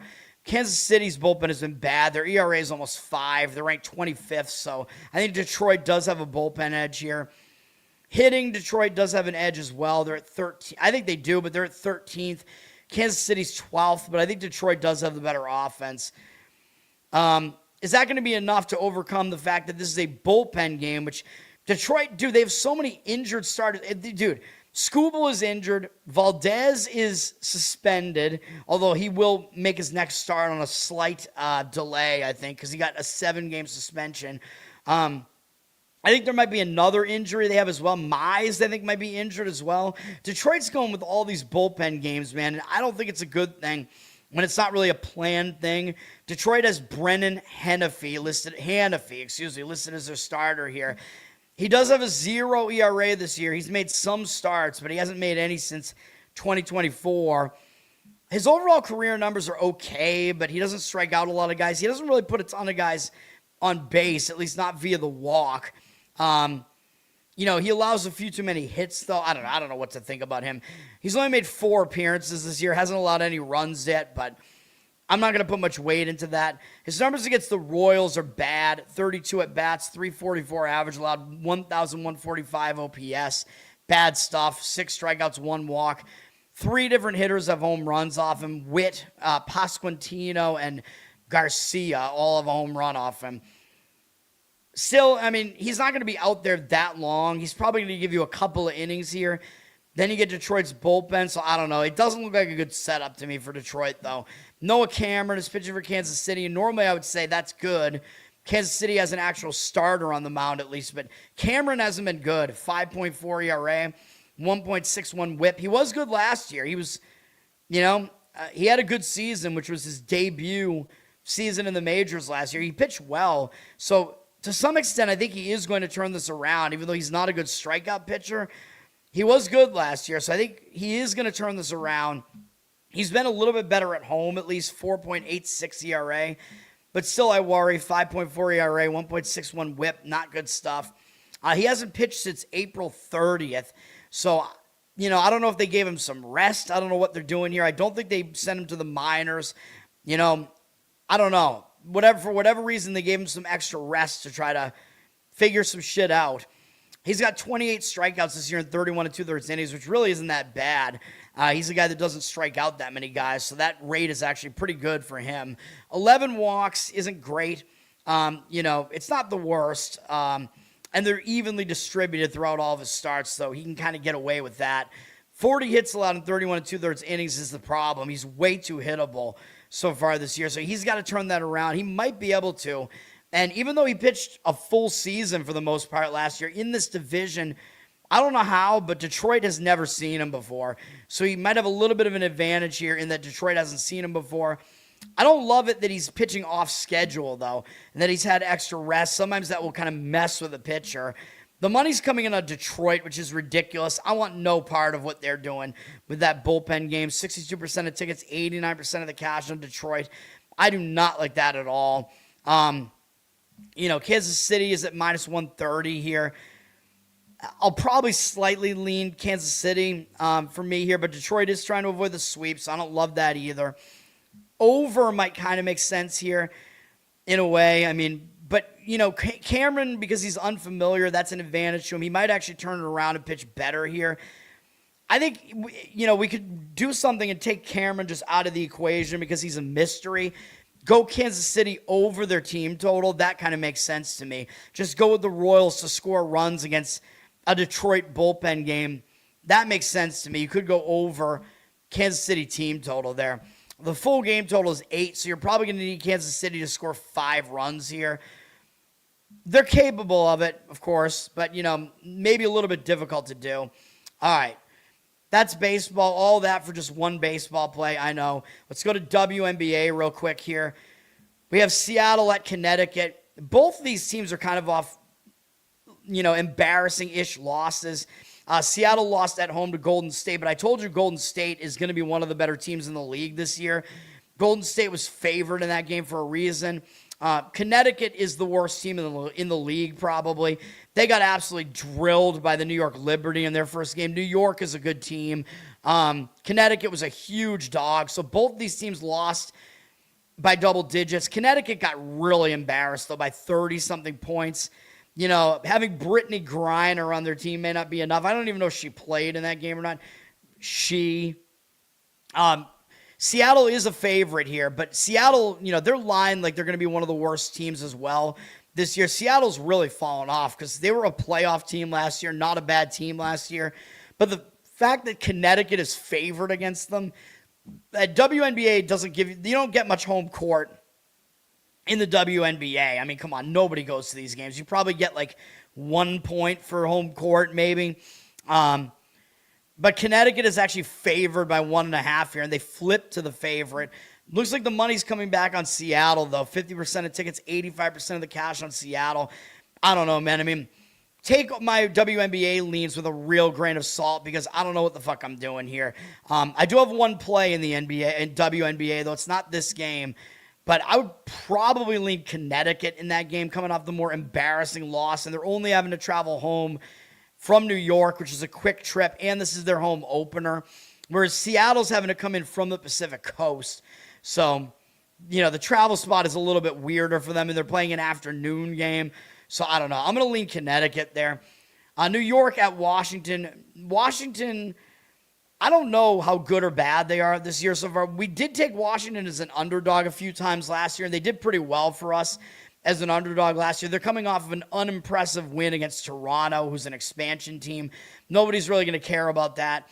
That was a game with like a toss-up line. New York is the favorite here on the road. They're definitely the better team, but I thought they might be favored by more than this, but they're only favored by 5.5 here. Now, New York is coming off a blowout win against Connecticut, which I know doesn't mean much, but anytime you win by 30-something points, you look pretty good. Now they're going out on the road to Washington. This is Washington's home opener for what that's worth, but they're having to come back down from Toronto, which is not that easy to do either. I don't know what to tell you, but I'll probably lean Washington plus the points there, but I don't love it. New York is getting the money. 60% of the tickets, 71% of the cash. So I'm disagreeing with all the money, but WNBA is not really my thing, man. But I just look for similar situations to other sports that I like, and that's what I do. That win yesterday that we had on Phoenix made me look real good. So, but yeah, it's 5.5 is the number there. It has dropped a little bit from 6.5. So it looks like there was some movement against New York there. But they have 60% of tickets, 71% of the cash. The next game, you can actually watch it on USA Network, and this is going to be my play, Vegas and LA. If you know how I handicap, you know where I'm going here.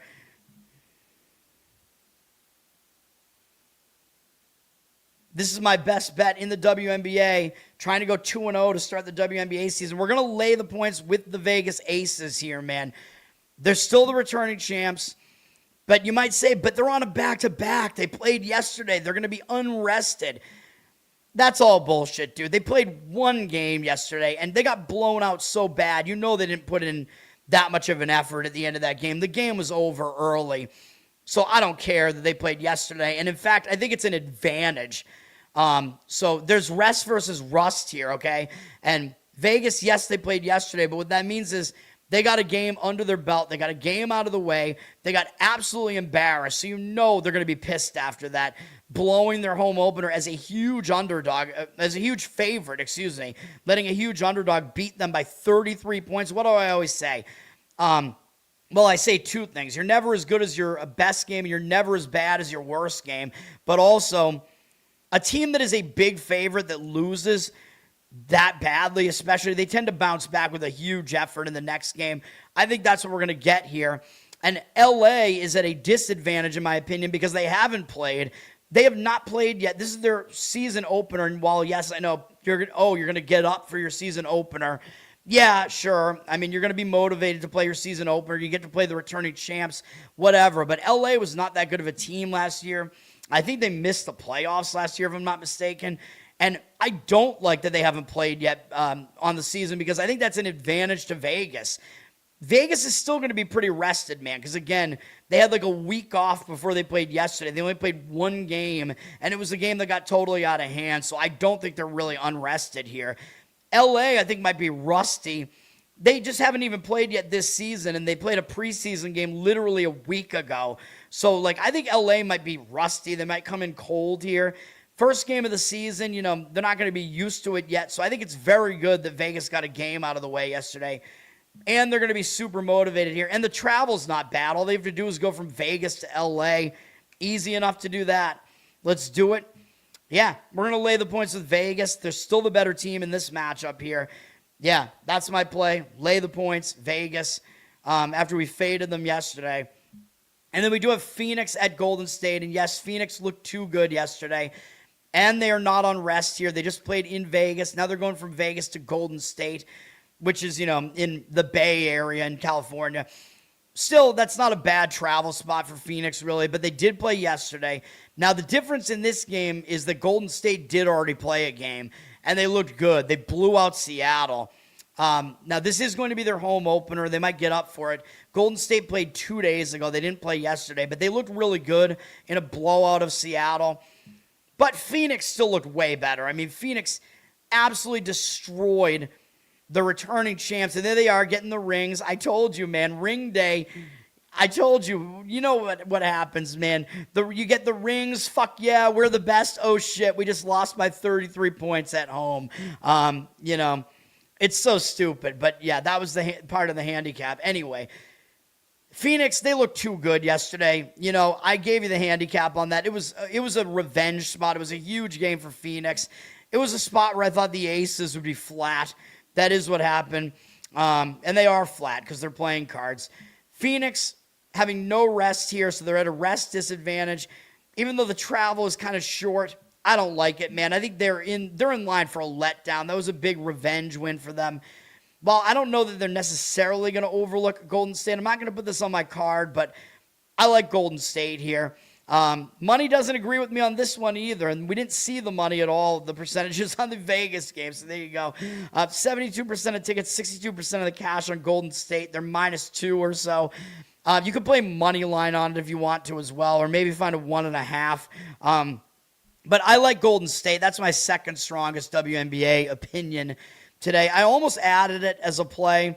I'm not going to quite get there with that one, but yeah, I lean Golden State. Golden State is better than people think right now because they're a pretty new team to the league, but they were pretty impressive last year, man. And let me see who Phoenix has next, actually. Ooh. Phoenix has Minnesota next, so it is actually a sandwich spot as well. Minnesota, I know they lost yesterday. They covered, though. I got that right. They played pretty well against Atlanta yesterday. Minnesota still has Collier, one of the best players. Phoenix, I believe, upset Minnesota in the playoffs last year, so that game probably is a bigger game for Minnesota, but Phoenix probably knows Minnesota's going to have revenge on their mind, and that's a big game probably because Minnesota has been one of the better teams in the league for a while, and I think probably should have won the championship 2 years ago, and I think they lost to New York, I want to say. It's interesting. So I think that kind of makes this a sandwich spot as well. So that makes it a little bit better. I like Golden State in that one, but, I'll leave it off my card, but it is close. I like Golden State there. All right, let's go to hockey. I'm going to give out one hockey play. I like both games, though. The money is indicating on both games, and I agree with where the money is in both games here. By the way, congratulations to Carolina. They have gone 8-0 in the playoffs so far, and if they don't win the East, it's going to be ridiculous, but I think we're going to fade them in the first game of the next series because they're going to have rest. They're going to be off for like a week before this Buffalo-Montreal series is over. Having already played their fourth game before Buffalo and Montreal even played their third game, which is tonight. Now, we had Montreal in the last game. The series now shifts to Montreal. So this will be the first game in a while that Buffalo has to play in Montreal. But Buffalo is pretty good on the road. And in fact, if you factor in the overtime losses, their road record was actually the same as Montreal's home record. So Buffalo could definitely go in here and win this game. They definitely could do that. And I think the last game was misleading. I know we got the win with Montreal. I'm happy about that, even though I don't like either of these teams really. But if you dig into the box score, there was an empty net goal at the end. It looks like it was a huge blowout from Montreal.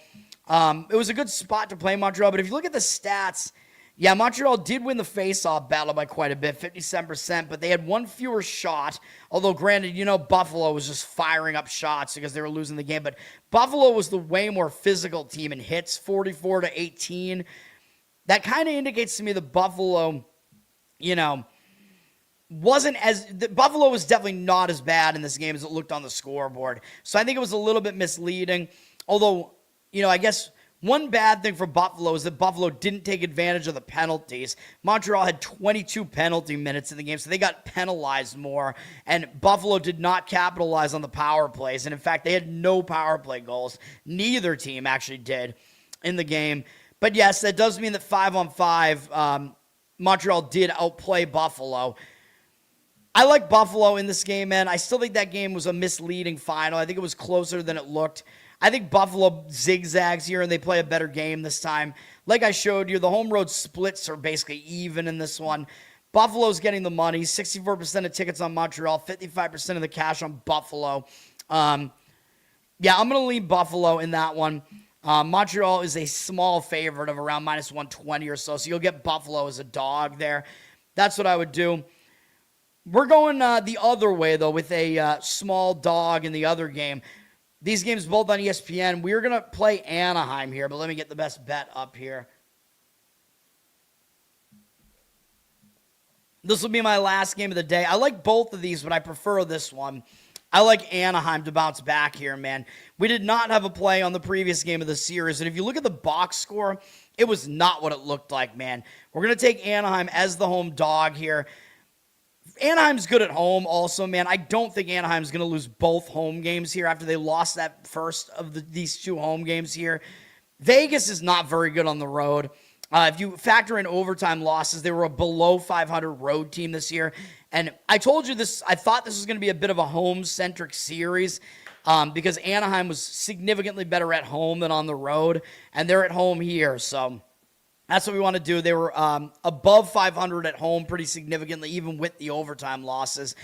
Yes, they lost the last game, and yes, Vegas and Anaheim are pretty close geographically, so this is not any road game. You know, it's an easier road venue for Vegas to play in. I will give you that. But if you look at the last game, even though, yes, I like that Vegas has more experience, whatever, but we still have two experienced coaches here. Vegas's coach is still a little bit green here. And Vegas has won 2 games in a row, and they won the last game 6-2, man.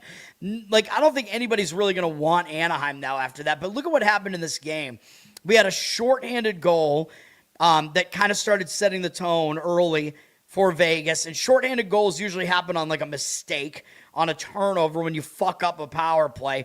They're flukes, man. So I don't put much weight into that.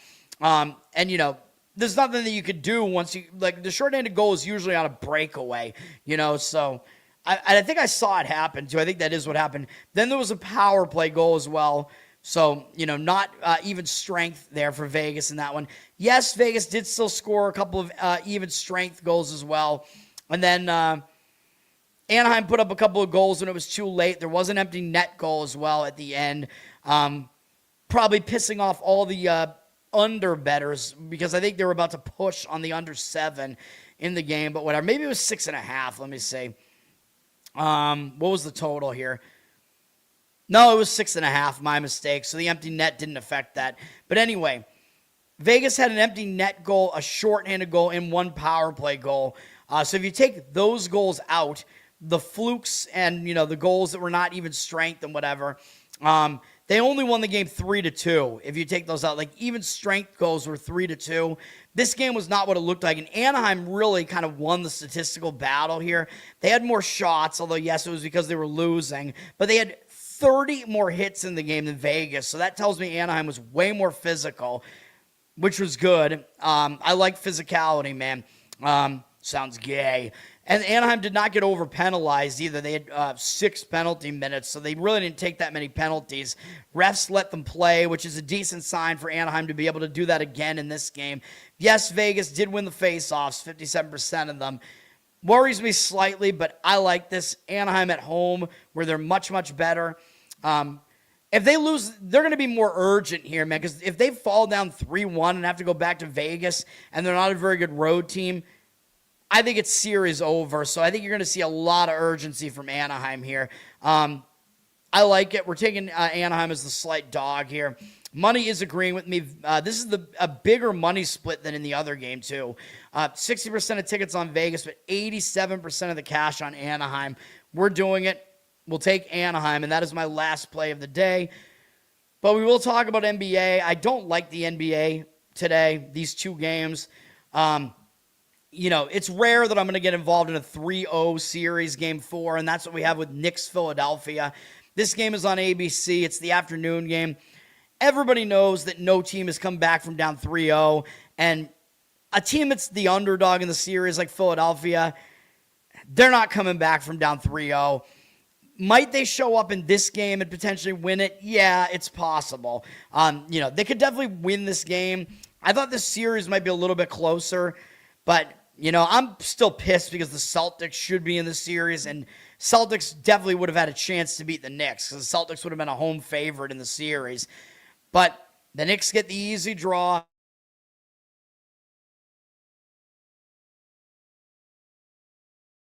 And I think it went up to 3 when it was announced that Embiid was definitely playing in the last game. I think it went up to 3, and now we're looking at Knicks -1.5. The odds makers do this. They'll throw the line way in the other direction when a team is up 3-0, and I think that it's stupid to do it in hockey.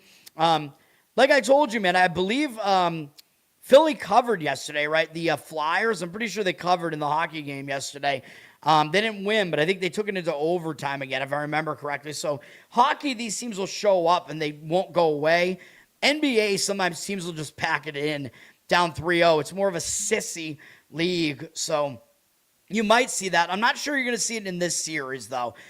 Philadelphia, these teams don't like each other. The fan bases don't, so Philadelphia might still give you the effort here in this one. Of course, we got to see if Embiid is playing, because if he is, then there's no reason why this line should be where it is. Anunoby is a game-time decision, by the way. He did not play in Game 3, and the Knicks still won anyway. Anunoby is one of their better players, though, man. They kind of need him out there. They'll need him in the next series. They might rest him today, though. They're up 3-0. They don't really need Anunoby to play here, so they might be safe with him. Embiid is probably playing. He's listed as probable. I think he is going to go. I mean, this might be their last game of the season. What do you have to wait for? You don't have any reason to hold back if you're Philadelphia, unless you're literally just going to pack it in and wave the white flag, which, again, like I said, some teams do that, but to me, it looks like Philadelphia is not doing that.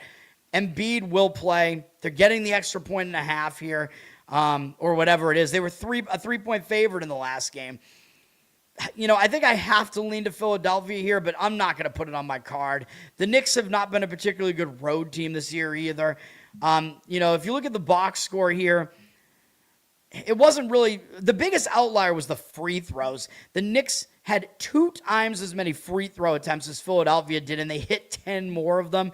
So that was most of the game right there, was foul calls all going the Knicks' way. That might not happen again this time, man. So that is an outlier for sure. That could definitely regress. The Knicks having 32 free throw attempts to Philly's 16. That's probably not going to happen again. And the Knicks did shoot 50% from the field, which is maybe a little bit of an outlier there. So they did shoot a bit better from the field than you would think, but they dominated the rebound battle. They were mostly the better team in the game. So, yeah, I worry about it. The money's coming in on the Knicks, 70% of tickets, 79% of the cash on them. Just from a numbers perspective, though, the value is pretty clearly on taking the points of Philadelphia, even though I think the line was probably skewed too far in the direction of Philly in the previous game, though. So, I don't know. I'd probably slightly lean Philly, but, I don't want it. I really don't. Money is also hitting the under. Totals at 214.5.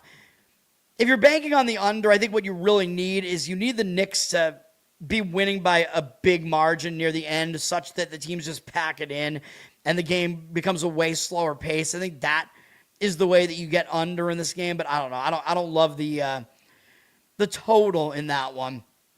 And what was the total in Game 3? I don't even know. Let me see. It was 214.5, and in this game it is 215, I think. No, 214.5, actually. Sorry, my mistake. It's the same. So do with that information what you want. Then we have San Antonio and Minnesota. San Antonio up 2-1. I'm still pissed. Minnesota should have covered that game in that last game. I'll show you the box score in a second. This game's on NBC and Peacock.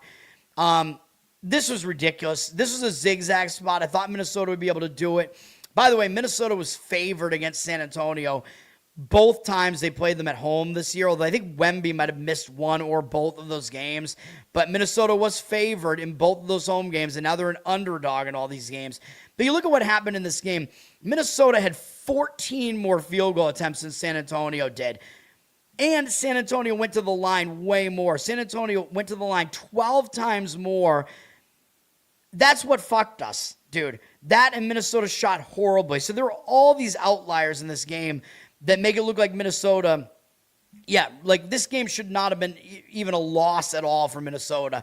Very rare that you have 14 more field goal attempts and you lose the game outright. Minnesota hit 2 more three-pointers as well. They out-rebounded San Antonio as well by 6, even though San Antonio has Wemby and whatever.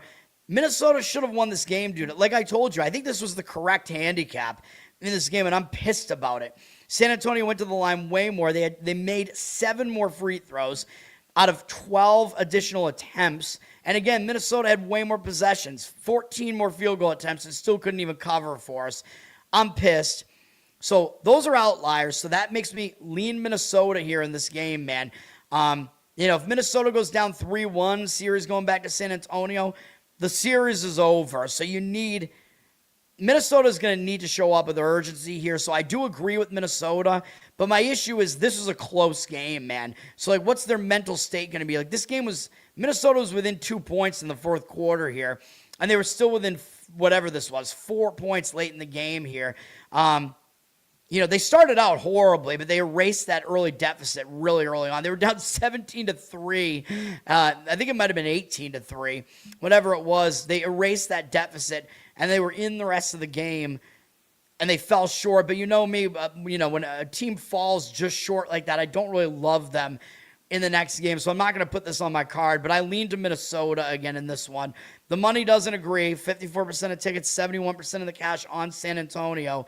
-4.5. But also remember, Minnesota still has an experience advantage here as well, even though I know San Antonio's experience is growing as they play. But Minnesota, they've been here and done this repeatedly. So something tells me Minnesota's not going away quietly here, man. Not going to be on my card, but I'm going to lean Minnesota plus the points there. And as far as the total's at 218.5. It's gone up from 215.5. Money coming in on the over. 56% of tickets on the under. 68% of the cash on the over. I don't know about the over. I think the one, what you could do is play Minnesota over their team total, man. Because Minnesota, one of the biggest outliers in the game was that Minnesota shot terribly in the game. But then again, if you play the game, I think you want to take advantage of the Spurs going to the free throw line way more as well, and that number should drop a bit, you know what I mean? So I think taking Minnesota plus the points does make more sense, but Minnesota over their team total makes some sense because they didn't have a good shooting game. The total in that game was 216.5, though. Now it's 218.5. Money indicating on the over, but you've already lost some value on that. But, Minnesota needs this to be an under game, though. So I think if you like Minnesota, you probably like the under in the game for that reason, because they need to slow it down and play defense. And the last game landed, the last game did go over, right? It was 223. So, there is, I guess, a zigzag component to that where maybe this game will go under after that other game went over. Maybe San Antonio's free throw percentage will actually drop a little bit here. Maybe you could go San Antonio under their team total here as well. I don't know. I'm just spitballing, but I would lean Minnesota plus the points. That's going to do it. Being really selective here. My plays one more time are the Anaheim Angels on the money line, Vegas in WNBA minus the points, and Anaheim Ducks in hockey. Money line, I was close to adding Golden State in the WNBA, Cleveland Indians in MLB, split bet run line money line, and Buffalo in hockey. Those are close. Those are the closest to being the additional plays for me. That's going to do it. Let's have a good day today, everybody. Learn to Toad on Twitter. Learn to Toad on Instagram. You subscribe to me on Twitter. That helps me out. Subscribe to the channel here. We got to boost these numbers, man. Nobody's coming to this channel anymore. Some people are leaving, so I don't know. I'm hot. I'm giving out good info here, man. Good information. Look at this run. Last 36 days, you're making money. 66, 34, and 5. That's solid. Honestly, I don't think that many people can do that. So, we're going to have downswings. There's no doubt about that. But, we're trying to maintain a pace where we're at least going to be profitable. That's the goal. We're on audio, Spreaker, Apple, Spotify. Listen, review. That helps me out. Covered in Uke on YouTube. Check that out. Patreon.com/LearnToToad if you want to support me that way. Losercast every Tuesday night. And the Giants G-Spot podcast. We'll be back at some point. That's going to do it for now. Subscribe to the channel here. You'll get my extra shows that I do. Maybe I should paywall them, man. But I'll be back. The next one up will be probably the NFL win total show. But I got to figure out when I actually want to do that and see if ESPN's going to bring their game back or not. It's going to do it for now, though. Peace. But don't you go quiet, don't you fade from the floor. Your name still means something to somebody for sure. Put the